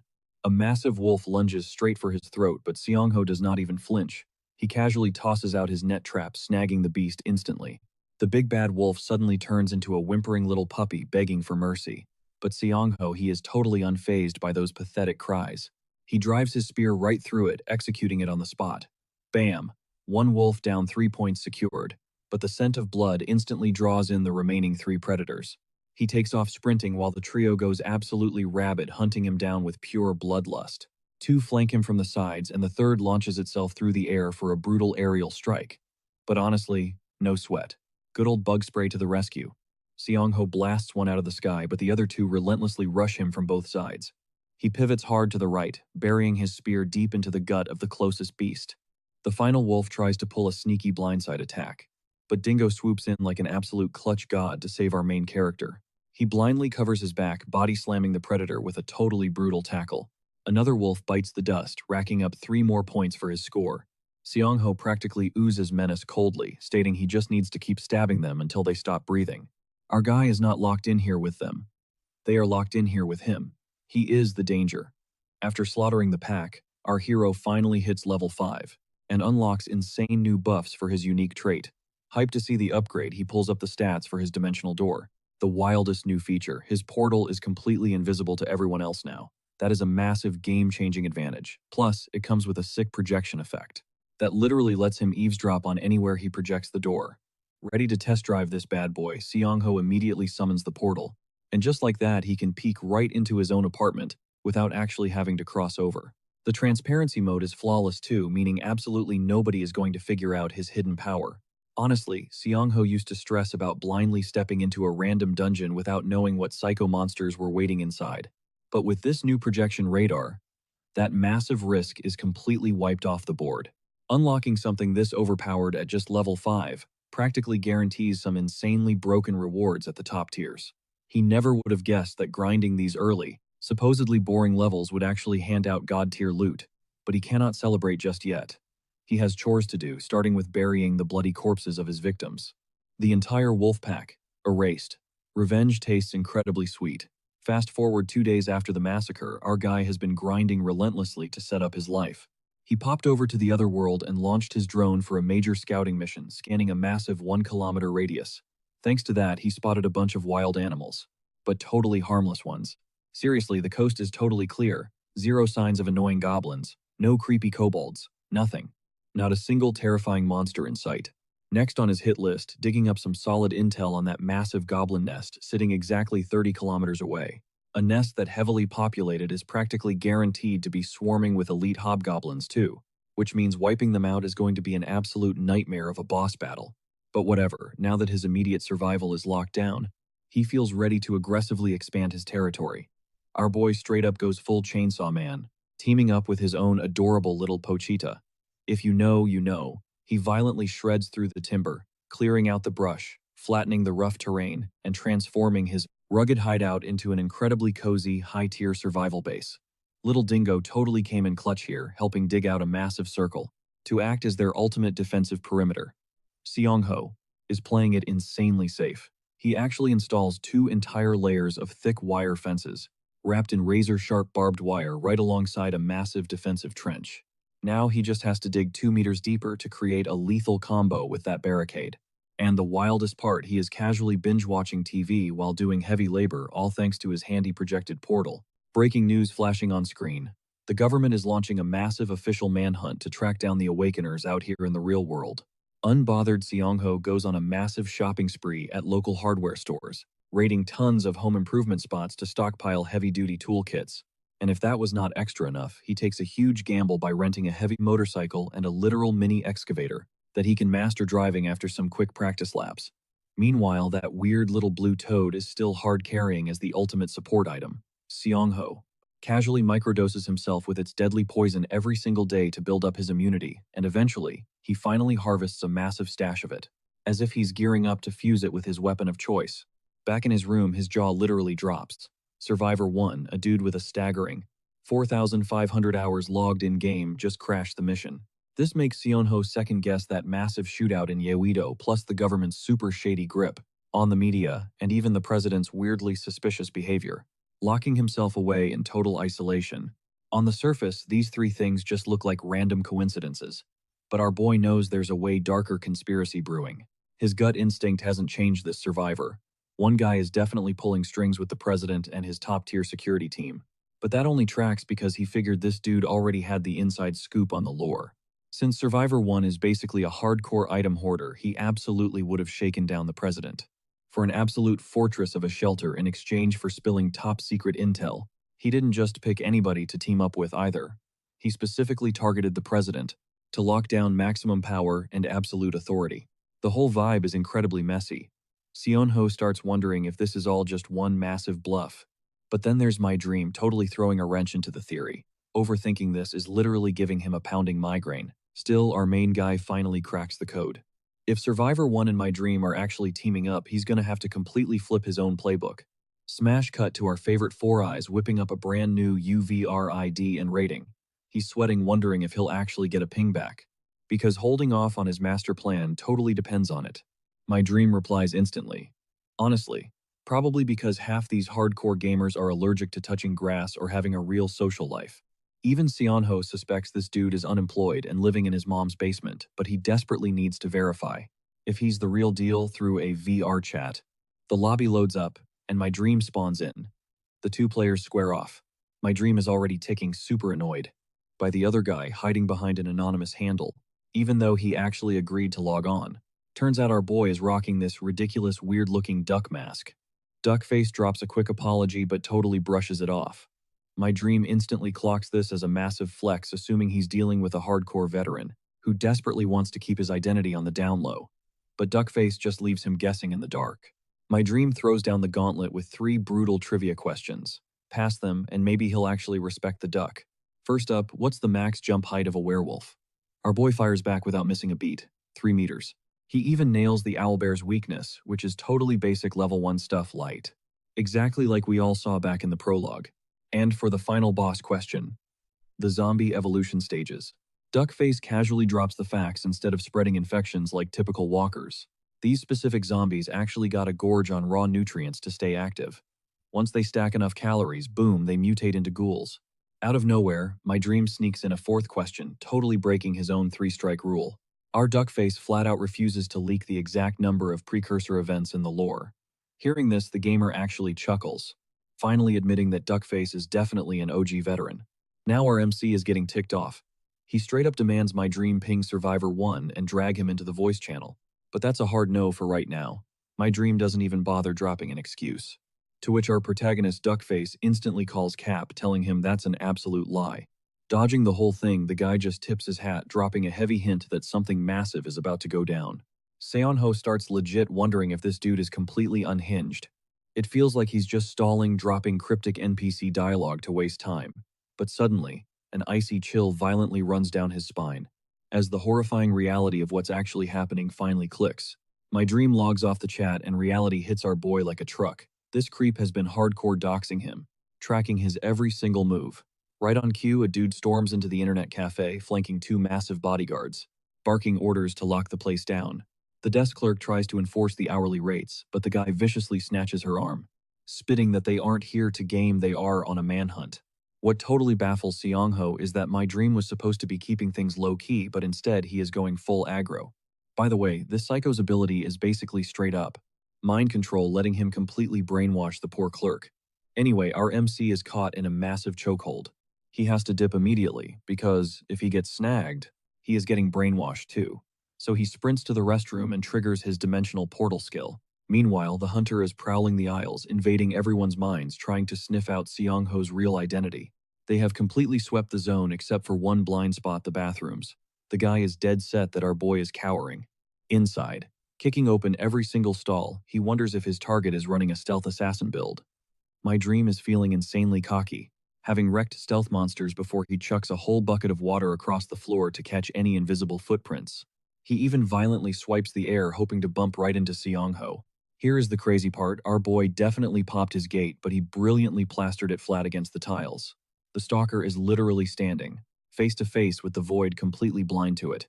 After that pathetic sweep, my dream mutters that his whole invisible assassin theory was a total bust. That forces him to pivot to theory number 2. Seongho must be maxing out a movement build. So he screams at his goons to tear the whole place apart, checking every microscopic corner, hyping them up with promises of fat stacks of cash for results and an even bigger bounty for bringing him in. Watching this absolute circus through his portal, Seongho admits that despite being loaded in the real world and completely humble in game, he never wanted things to get this ugly. In his head, he actually thanks my dream for making things crystal clear. Seongho had been wrestling with his morals this whole time, but now the hesitation is totally gone. The second he steps out, he is going absolutely scorched earth, bringing zero mercy and matching violence with pure, unfiltered violence. Oh yeah, guys, this is about to be absolute cinema. His enemy lets out a heavy sigh, wondering where this duck-faced loser is hiding. He is secretly banking on the idea that our gorgeous MC relies purely on speed. But even so, a hardcore veteran with thousands of hours logged isn't going to be that easy to hunt. In the most badass jump scare ever, our MC materializes right behind him like a ghost and whispers, "Hey there." My dream catches his reflection in the mirror just a millisecond before Seongho lunges with a vicious spear strike. The toxic blade slices deep into his leg, and in a matter of seconds, the venom completely paralyzes him. This clown was trying to farm aura this whole time, and one tiny slip-up just dug his grave. Honestly, all the aura belongs to our duck-faced legend. Before the guy can even process who stabbed him, the MC viciously slams his face into the wall, growling that he shouldn't be looking back. He then totally roasts the dude as the agonizing poison burns through his veins. Every single time the trash tries to utter a word, Seongho brutally forces him to shut his mouth. Next, he grips his sword coldly, stating that the apocalypse and the death game tutorial haven't even officially launched yet, which means the murder penalty system is totally offline. Dropping that bomb, Seongho cleanly slices the Glock right off the dude's belt. Slipping into full demon mode, Seongho brutally makes it clear that there will be absolutely zero consequences if he just slaughters him right here, right now. His cold steel hovers dangerously close to the guy's jugular, forcing him to stay quiet like a good little puppy. Seong-ho is genuinely shocked that this loudmouth finally knows how to zip it. The guy's body crashes to the floor like a sack of bricks wide awake, but completely locked down by the paralytic toxin. First question on the table, Seong-ho demands to know exactly why this freak was trying to snitching on Survivor 1 and throwing innocent bystanders under the bus for it. Yeah, right. Now the very same guy who was out for blood is just a paralyzed sitting duck. He's practically a half-zombified loot drop that Seong-ho can farm without even lifting a finger. The creep spits curses while Seong-ho casually snatches his piece, serving up a cold reminder that this is the karma you get for even entertaining the thought of caging him. Our boy brandishes his blade, dropping a downright chilling threat cross paths again, and it's game over for him. Seong-ho totally ghosts the cafe way before the poisoned loser's backup crew even rolls up. He makes it back to his turf completely unscathed, immediately dipping into his pocket dimension. Once inside, he strips the firearm down and starts snooping through the guy's wallet. The ID reads Kwon Kyung-jun. He's pushing 40, manages a snobby golf club, and get this. He actually pulls the strings behind 3 entire survival bunkers. And as the cherry on top, this dude is basically sugar daddying multiple side chicks, flexing all the cash and pulling all the girls. When it comes to abilities, our MC figures, the guy must be packing some seriously broken stats, judging by his insane playtime. His whole kit revolves around mind control, that much is obvious. Now all this juicy intel belongs entirely to our aura farming legend. Then again, grinding a few thousand hours doesn't automatically mean your skills get ridiculously buffed. Seong-ho knows the system prioritizes pure survival over absolutely anything else. So that makes his own portal ability basically a massive cheat code, custom made for veterans. For now, he's keeping that theory on the back burner until he can cross-reference it with another high-level player. He takes the gun for a spin, realizing the actual apocalypse is literally right around the corner. Armed with absolute zero doubts, he pushes through the dense woods, tracking Dingo's scent. Up ahead, the good boy starts barking at a highly suspicious spot. Dead cops scattered all over the dirt, piled up right next to a swarm of slaughtered goblins. Keeping his cool, our guy kneels down to examine the gruesome aftermath. Plot twist, one of the officers is actually still breathing. The guy dodged any lethal hits, but he's completely immobilized by some nasty paralyzing toxin. The massive red flag here. His sidearm is missing. Then again, maybe he rolled up unarmed to begin with.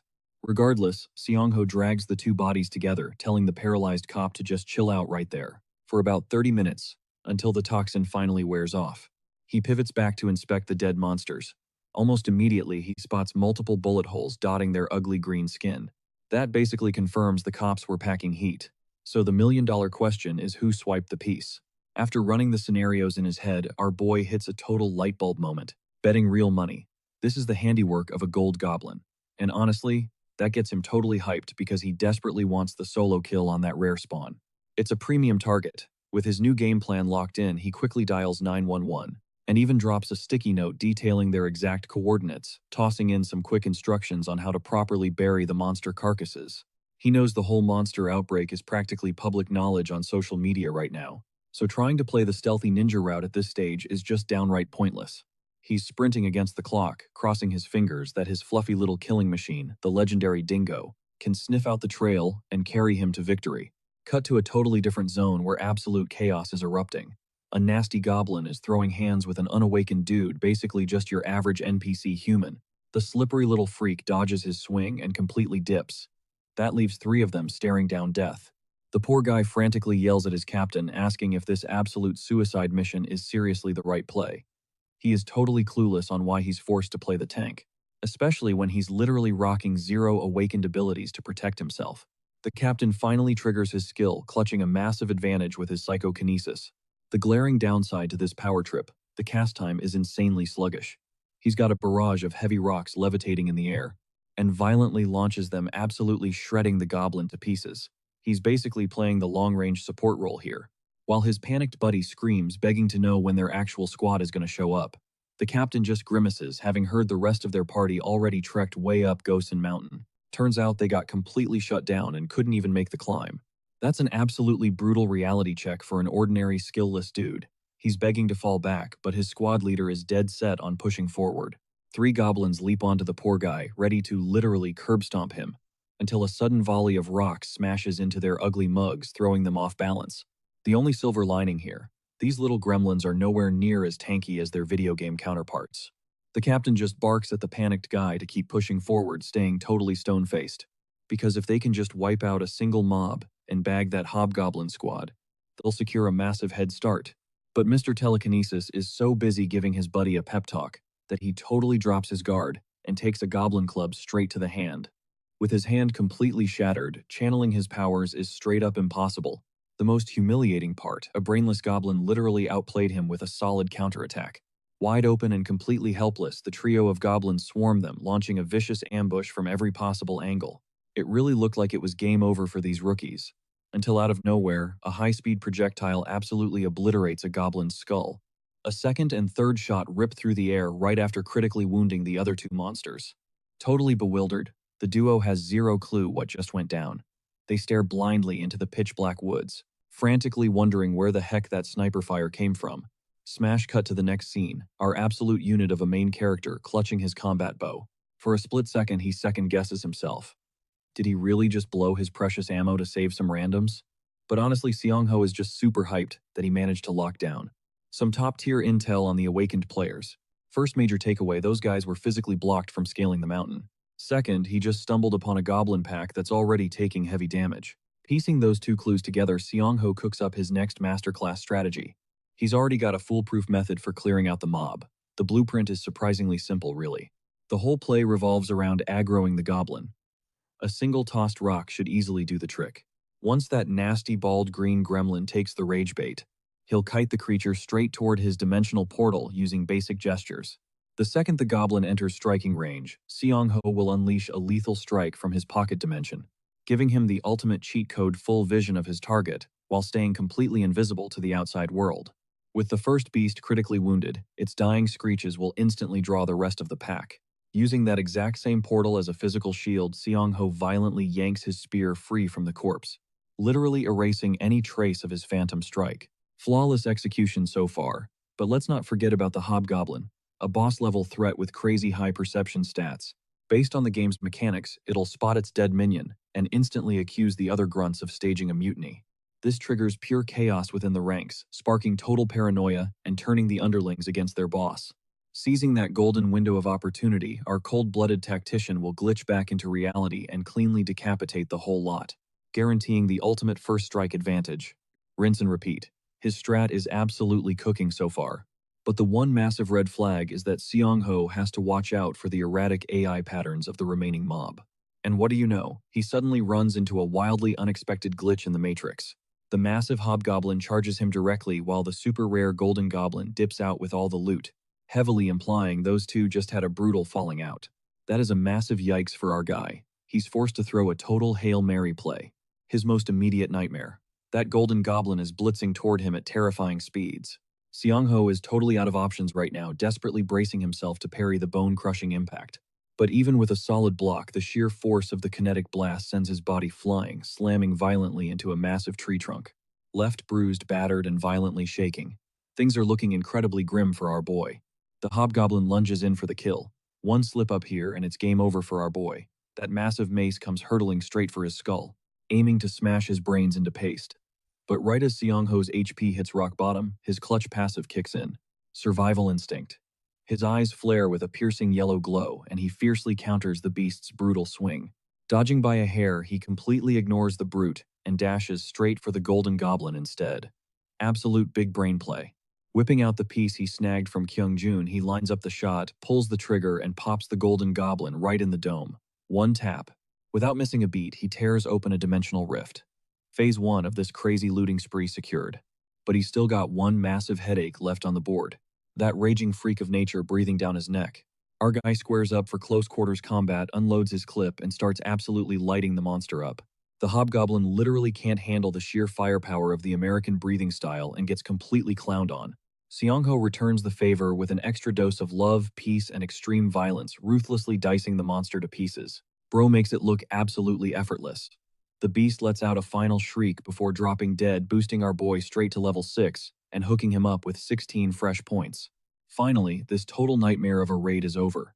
He pulls up his stats to check out his brand new perk, called Terrain Sense, giving him a crazy 6th sense to scan and react to his entire environment.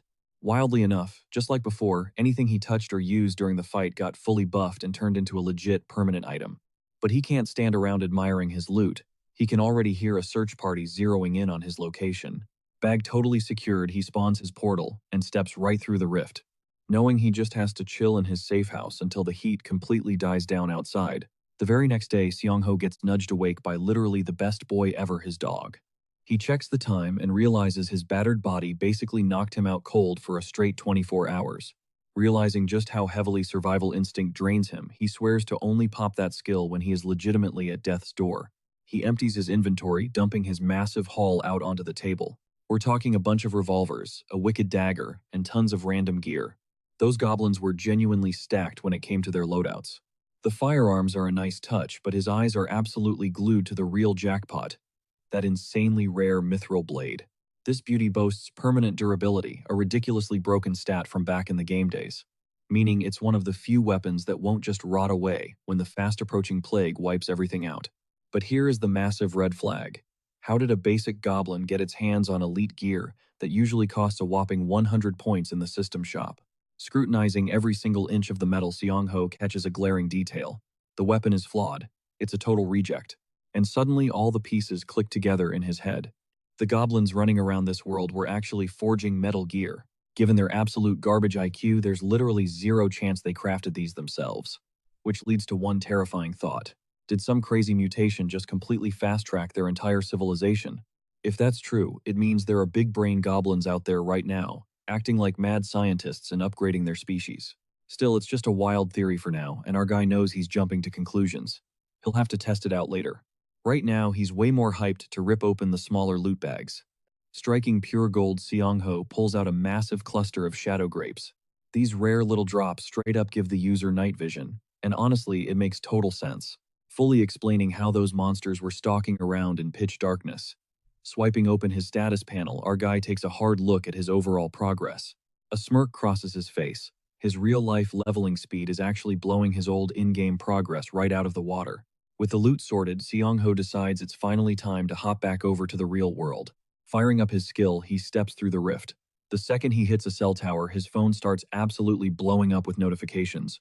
Hyunmi-hyun and, get this, even Soo-yun all spamming him just to see if he's still breathing. Getting this much love, he low-key starts wondering if he just became the main character of real life too. But first things first, he needs to hit up the gym. Which brings us right into the next scene. The scene kicks off with Seong-ho pushing open the door to reunite with his squad. Before he can even get a word out, they absolutely rush him, totally relieved to see him breathing and in one piece. Spotting some randoms in the room, our main guy raises an eyebrow and asks who the newbies are. Hyung chimes in, introducing them as his party members. Lee Kyung-hoon and Kim Bora give a polite nod to break the ice. While they are trading pleasantries, Seong-ho realizes someone is missing from the... Turns out that missing Link is out blowing cash on survival gear at a local discount spot. Our boy is genuinely stunned that a place like that is Mi-kyung jumps into the chat, hyping up how insanely modern the newly opened shop is. The gym bro shifts gears, asking if Seong-ho has caught the massive bombshell dropping all over the news. Seong-ho just nods. He has been doom-scrolling MeTube, so he is totally up to speed. The exact same doc who carved up that Jusan Mountain goblin is absolutely losing his mind on camera. He is frantically warning the entire public to brace themselves for a full-blown apocalypse. Even the president hit the panic button, calling an emergency national broadcast. He announced they are pouring every resource into hunting down the game's mastermind. Hyun leans in, genuinely curious about what Seong-ho's next big brain move is going to be. The entire squad dragged him here specifically to drain his massive brain of all that hardcore game lore. But Lee Kyung-hoon is visibly salty. He is irritated that Hyun keeps begging for tips when he already bragged that farming goblins obviously drops points. This guy's wild theory: if an awakened player drops a monster, they just magically skip from level 1 to level 2, so their only job should be hoarding loot. Our main guy just stares at him. He is listening to a grown man confidently spew absolute garbage. The dude has zero clue how horribly misinformed he is. Cutting right to the chase, Seong-ho flat out tells him he is dead wrong. But this insufferable clown immediately interrupts. He demands to know if Seong-ho even played the game, acting like a toxic gatekeeper who refuses to take the L. Playing it cool, Seong-ho lies and says he hasn't, desperately trying to keep his identity on the down low. That is all the ammo the cocky guy needs to keep yapping. He drops his supposedly big truth bomb, smirking that trusting forums is a rookie mistake. Bora, totally buying into his act, pivots to ask him a question. She is stressing over how the whole zombie spore infection works. She practically grills him on the exact mechanics of the airborne virus. She is begging to know the hidden trigger conditions. And without missing a beat, this absolute joker drops the most unhinged claim. He swears that just hanging around an awakened player makes you immune to turning into a zombie. Literally the most delusional take imaginable. Slamming his hands on the table, Lee Kyung-hoon stands up to flex his massive ego. Just because he unlocked his awakened status, the dude genuinely thinks he really expects people to believe that his mere presence acts as a magic shield against the lethal spores for any casual scrubs. It is 100% unfiltered cap. But Bora drinks the Kool-Aid, instantly clinging to his arm like he is the ultimate carry. Ugh, so painful to watch. Next up to stroke his ego is Mi Kyung, nervously asking if he managed to clear the hard mode tutorial. Kyung-hoon instantly cuts her off, puffing out his chest and promising he will play the White Knight. Total cringe. Seong-ho is physically wincing. This tryhard is just sure he mentally gives the guy a tiny bit of credit for throwing a theory out there.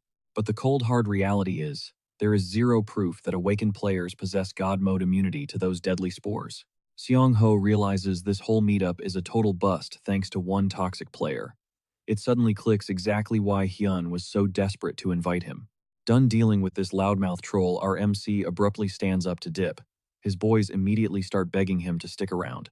There is no way he is handing over premium intel to a guy like that. He throws up a peace sign, promising to catch up with his real bros later.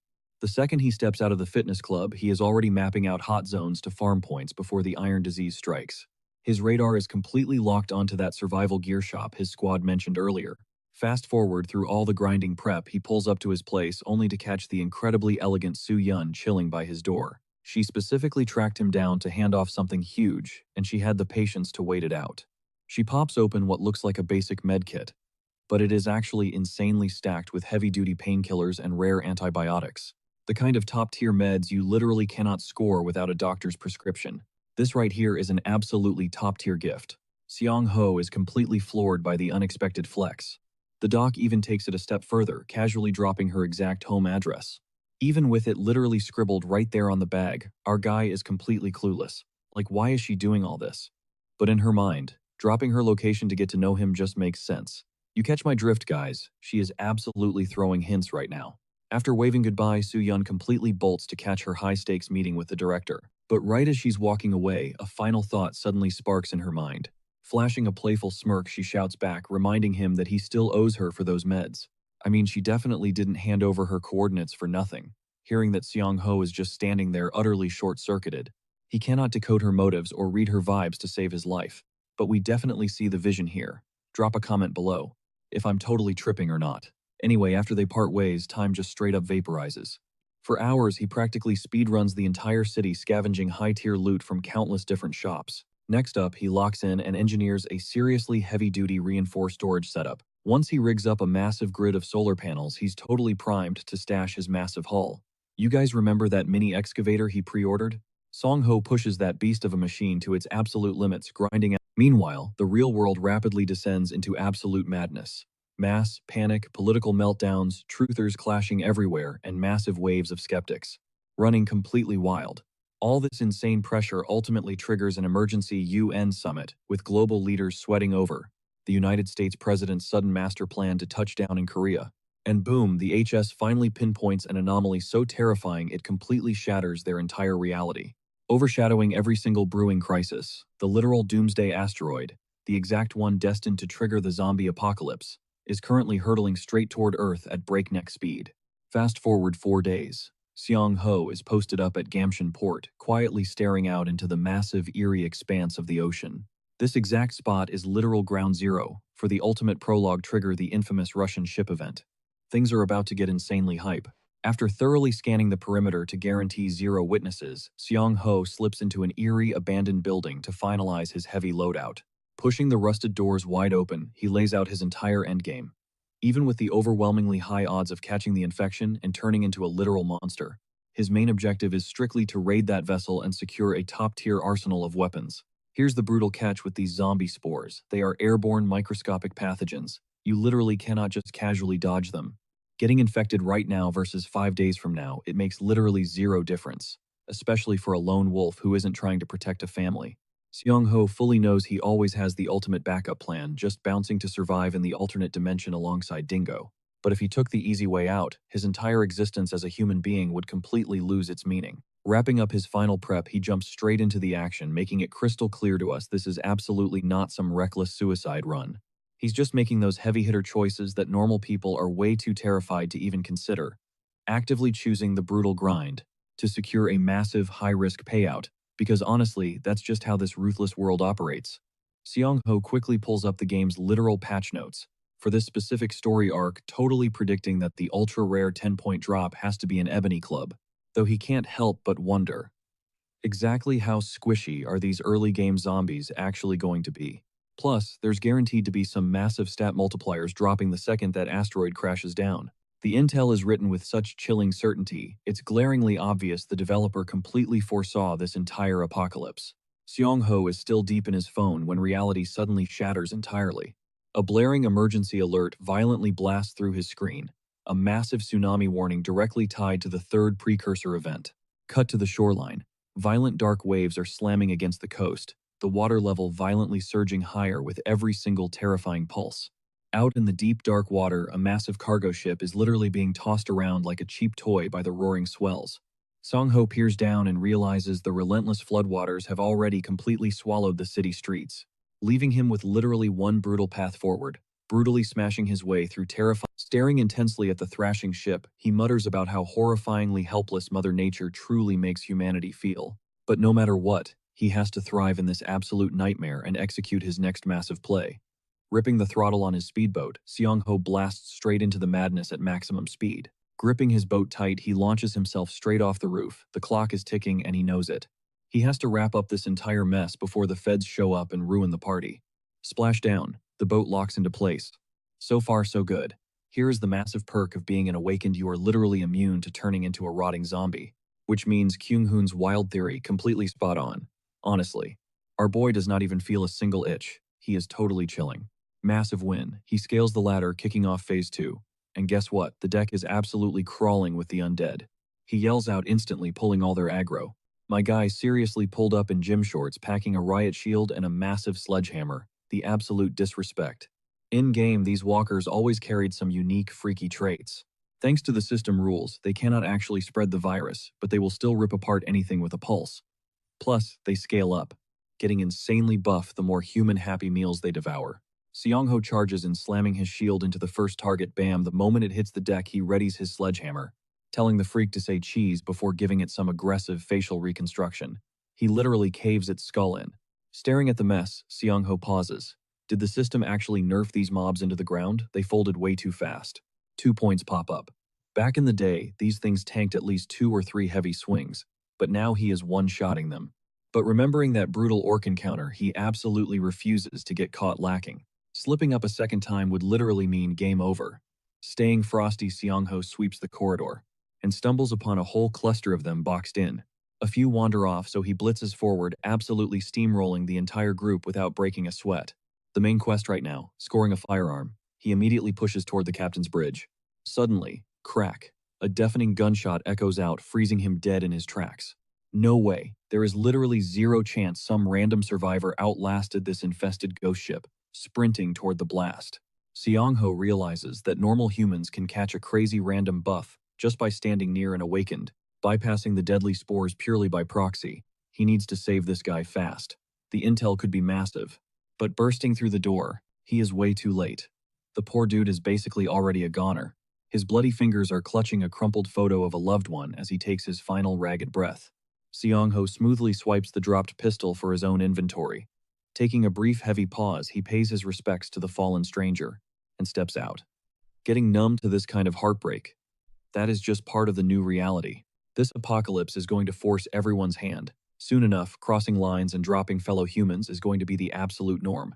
Anything to max out his own survival stats. It is kill or be killed out here. Cranking the anchor back up, Seong-ho suddenly catches movement. A jet ski zipping along the waves, which means just like him.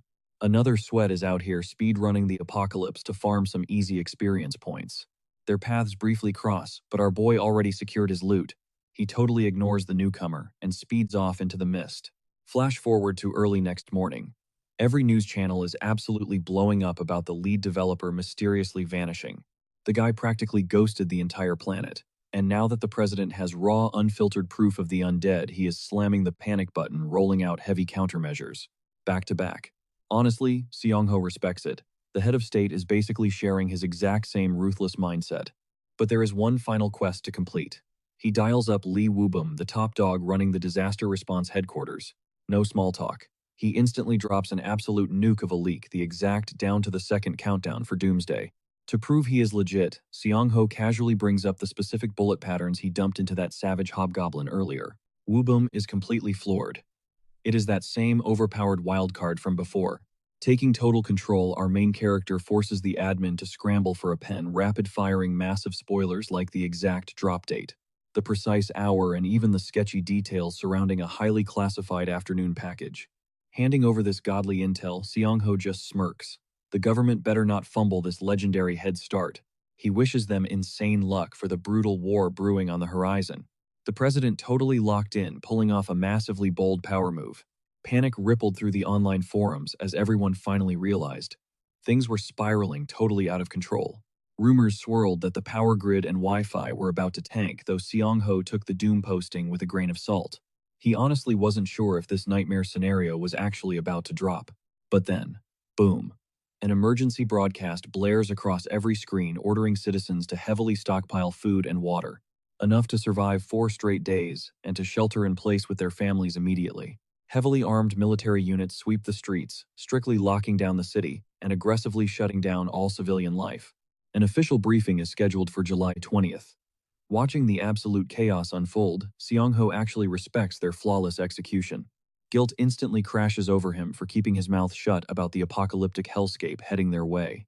If he only knew the government was actually built for this level of crisis management, he would have gone completely all out from day one, shamelessly exploiting his broken. It stings like a massively fumbled bag, but Seong-ho brushes it off, knowing deep down he couldn't have single-handedly stopped the apocalypse anyway. There is 0 point crying over spilled milk. He just needs to desperately cling to his original vow. He's no masked vigilante chasing justice, and he definitely doesn't want that main character energy. He's just a brutally average guy trying to survive. Fast forward, and aggressive global lockdowns completely paralyze society, turning the streets into an absolute ghost town. With the real world completely shut down, Seong-ho basically lives rent-free inside his alternate dimension. Just 3 days before Doomsday officially kicks off, he finally wraps up his exhausting digging project, even if his pace was painfully sluggish. He also furiously backs up massive folders of cooking and farming tutorials, fully aware that the internet is about to flatline forever. During the final countdown, he heavily scouts the wild terrain with Dingo by his side, hitting an insane jackpot when they stumble upon rare golden apples. The insane loot drop makes him question if this entire realm is magically enchanted, heavily blessing him with god-tier fertile soil. But of course, one final massive headache suddenly pops up literally 24 hours before the world ends. Out of nowhere, Seong-ho catches on that 2 precious packs of sweet potato jellies have suspiciously vanished from his secret stash. But get this, they left behind a single raisin. The obvious suspect, Dingo. But our good boy violently shakes his head, totally pleading the fifth. Seong-ho goes full bad cop, grilling him to spill the tea, but the poor pup just whimpers and cries, begging him to believe he's innocent. That's when it clicks. It wasn't his fluffy sidekick. Somebody else breached the base.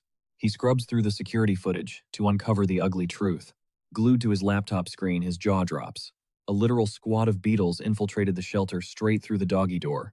They swiped the gummy treats and dropped off that single raisin as cold, hard cash. One of the bugs even turned back and bowed to the camera, which means these tiny dudes possess some next-level intelligence. Seong-ho is absolutely hyped. Now he seriously wants to make contact with these little guys. But better safe than sorry, right? He barricades the doggy flap, leaving Dingo totally heartbroken. Our boy can't chill in this dimension forever, though. He's got a major VIP meetup waiting for him back home. He tears open the dimensional rift and crosses back. Cut to the next scene. Seong-ho is holding a summit with the squad's heavy hitters and his closest crew. Shocked they actually dodge the massive blockades, his eyes lock onto a total stranger. Turns out this newbie is their freshest recruit. This absolute pretty boy is Yoo-hyun, and he's already an awakened. Sadly, the guy is completely clueless about the survival game. But hey, he's an electrical engineering major, meaning his hands-on skills are top tier. Seong-ho is totally vibing with this draft pick. He keeps his cover, introducing himself as a regular unawakened dude. They exchange the usual polite bows, But Seong-ho cuts to the chase. He needs to hash out the serious stuff right now. He demands a full intel drop from everyone around the table. First up, the muscle-bound powerhouse Hyun. He drops a heavy story about his ex-wife. They were mid-conversation when the call just completely died. Panicking, he rushed out to secure his daughter. But driving back, the streets were absolutely choked with military checkpoints and barricades. Doing a little digging, Hyun discovered the feds were secretly evacuating civilians near the massive petrochemical plant. Next up is the elegant Doc, who drops another huge bombshell. Soo-yeon caught them constructing a massive emergency bunker right in the local park. Utterly terrifying to witness, but 100% real. Mi-kyung takes the floor next. While hitting up the market, she eavesdropped on a wild rumor about high-level elites going to war with the president's latest orders. Plot twist: every single suit who dared to speak up got mysteriously thrown behind bars. This intel is gold, way better than Seong-ho even predicted. Doomsday is knocking at the door, and the president's ruthless agenda is crystal clear. He already knows the future. So, why did the mastermind make everyone spill their secrets first? Because in a survival squad, you gotta manipulate the puzzle pieces. He needed to build an airtight argument using— Sure, he could have just flexed his veteran status to force them into line, but exposing his true identity would put a massive target on his back. He'd be trapped dead center in the danger zone. The room goes dead silent as Seong-ho finally speaks, commanding everyone to lock in and listen closely. He drops the ultimate truth bomb: the president's endgame is to trigger a completely controlled apocalypse. The squad is completely paralyzed with shock. Seong-ho connects the dots. The random military blockades. Every major national facility. There is literally only one reason the government would flip the switch this fast. The horrific reality slams into Soo-yeon. It's game over. Her brain races, realizing the elites already know the exact hour all hell is going to break loose. July 20th, Seong-ho confirms coldly.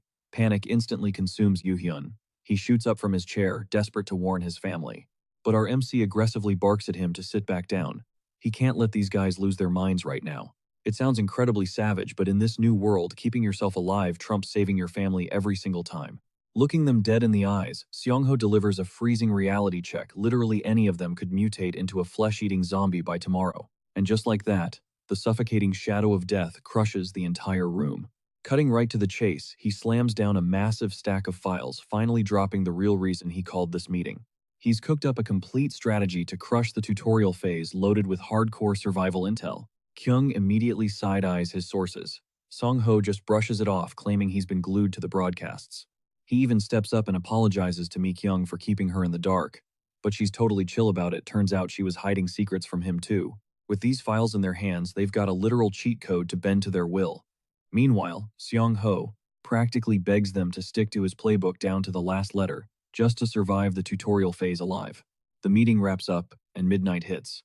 This is it, the final peaceful day on Earth before the whole world gets dragged straight down to hell. Seong-ho has been grinding like crazy for 32 days straight, maxing out his stats across the board, to boost his survival odds. Even so, he's sweating the small stuff, paranoid that flying completely under the radar might actually come back to bite him later.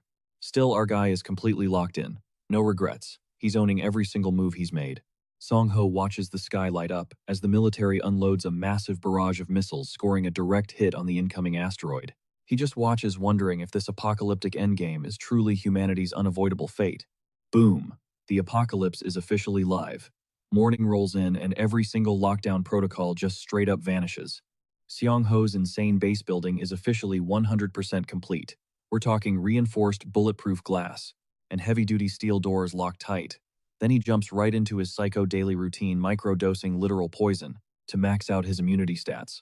Right after that, he hits the deck, and I kid you not, he's busting out 300 one-arm push-ups, while literally poisoned absolute beast mode. Song-ho then gears up in full tactical drip, looking incredibly badass, and casually sits down to share a cozy breakfast with his dog. He chills out, waiting for the 9 a.m. emergency broadcast, even nodding off for a second. But then bam! The clock strikes 9, and the TV flickers to life. The president takes the screen, delivering a gut-wrenching broadcast to the entire nation. He declares full martial law, completely shuts down the highways, and basically locks the country down. Seong-ho is genuinely moved, totally respecting the president's tough calls. He admits no one else could have given their nation a more honorable send-off. Taking in the grim reality of it all, he tightly grips the remote, struggling to swallow this ultimate game over. Still, it's not like they can dodge this nightmare scenario. Humanity just has to bite the bullet, fight back, and survive the fallout. But here's the catch. Seong-ho isn't dropping into this apocalypse as some clueless noob. He is stepping into the wasteland as a max-level veteran who already knows the entire meta. The clock is ticking. Just 4 hours left until the deadly spores make landfall. He burns 2 of those hours hopping into the alternate dimension doing a massive inventory check on his farm stash. Deep in the warehouse our guy preps his heavy loadout for the brutal aftermath of the iron disease. But get this, while he is safely chilling in his pocket dimension, society completely collapses. Absolute anarchy takes over. People turn on each other, massive street brawls erupt everywhere, and zero cares are given anymore. There is literally some heavy-set dude wandering the streets completely butt-naked just accepting his fate right before a speeding car. Absolutely obliterates him, sending him straight to the afterlife. Some absolute psychos are actually having a blast catching bodies with zero hesitation. Hey, the world's ending anyway, right? Turns out a blonde punk was behind the wheel and he doesn't even blink after turning that naked guy into roadkill. His buddy in the passenger seat is just like whatever trashed the ride. They both know the iron disease is going to fry every single vehicle soon anyway. The second punk aims his baseball bat straight up at the rooftop, calling out the loser who's quietly spying on their madness. This guy's got major beef with our main character. He's itching to hunt Seong-ho down just to rack up some easy survival points. Seong-ho has zero clue why this clown is acting so arrogant, but his attention instantly shifts when he spots flyers raining down from the sky. Even with the world literally ending, the government is still out here trying to look out for the citizens. It's actually wild seeing someone care about the masses, which is the total opposite of Seong-ho, who is staying ruthlessly selfish about his own personal survival. He knows deep down that if people actually had each other's backs, surviving the wasteland would be an absolute breeze. But crushing the flyer in his fist, he brushes it off as a completely unrealistic fantasy. Now he knows exactly what he needs to do. He dives straight back into his prep. Cut to the countdown, we are literally 3 minutes away from those toxic spores nuking the entire globe. Seong-ho has hoarded a massive stash of oxygen tanks, sweating over whether it'll actually be enough before this plague swallows everything whole. He's already got every single supply route across the city totally hardwired into his brain. Glancing down at his watch, Seong-ho mentally spirals, wondering what kind of nightmare would hit if he actually forgot to rip it off right now. Even he knows he's overthinking it, so snapping back to reality, he just slides his helmet on. 1 p.m. hits. Boom. The spores make landfall. Seong-ho takes a deep breath and steels his nerves. He revs up his motorcycle engine, praying to God this crazy plan doesn't blow up in his face. We instantly flash to ground zero of the outbreak.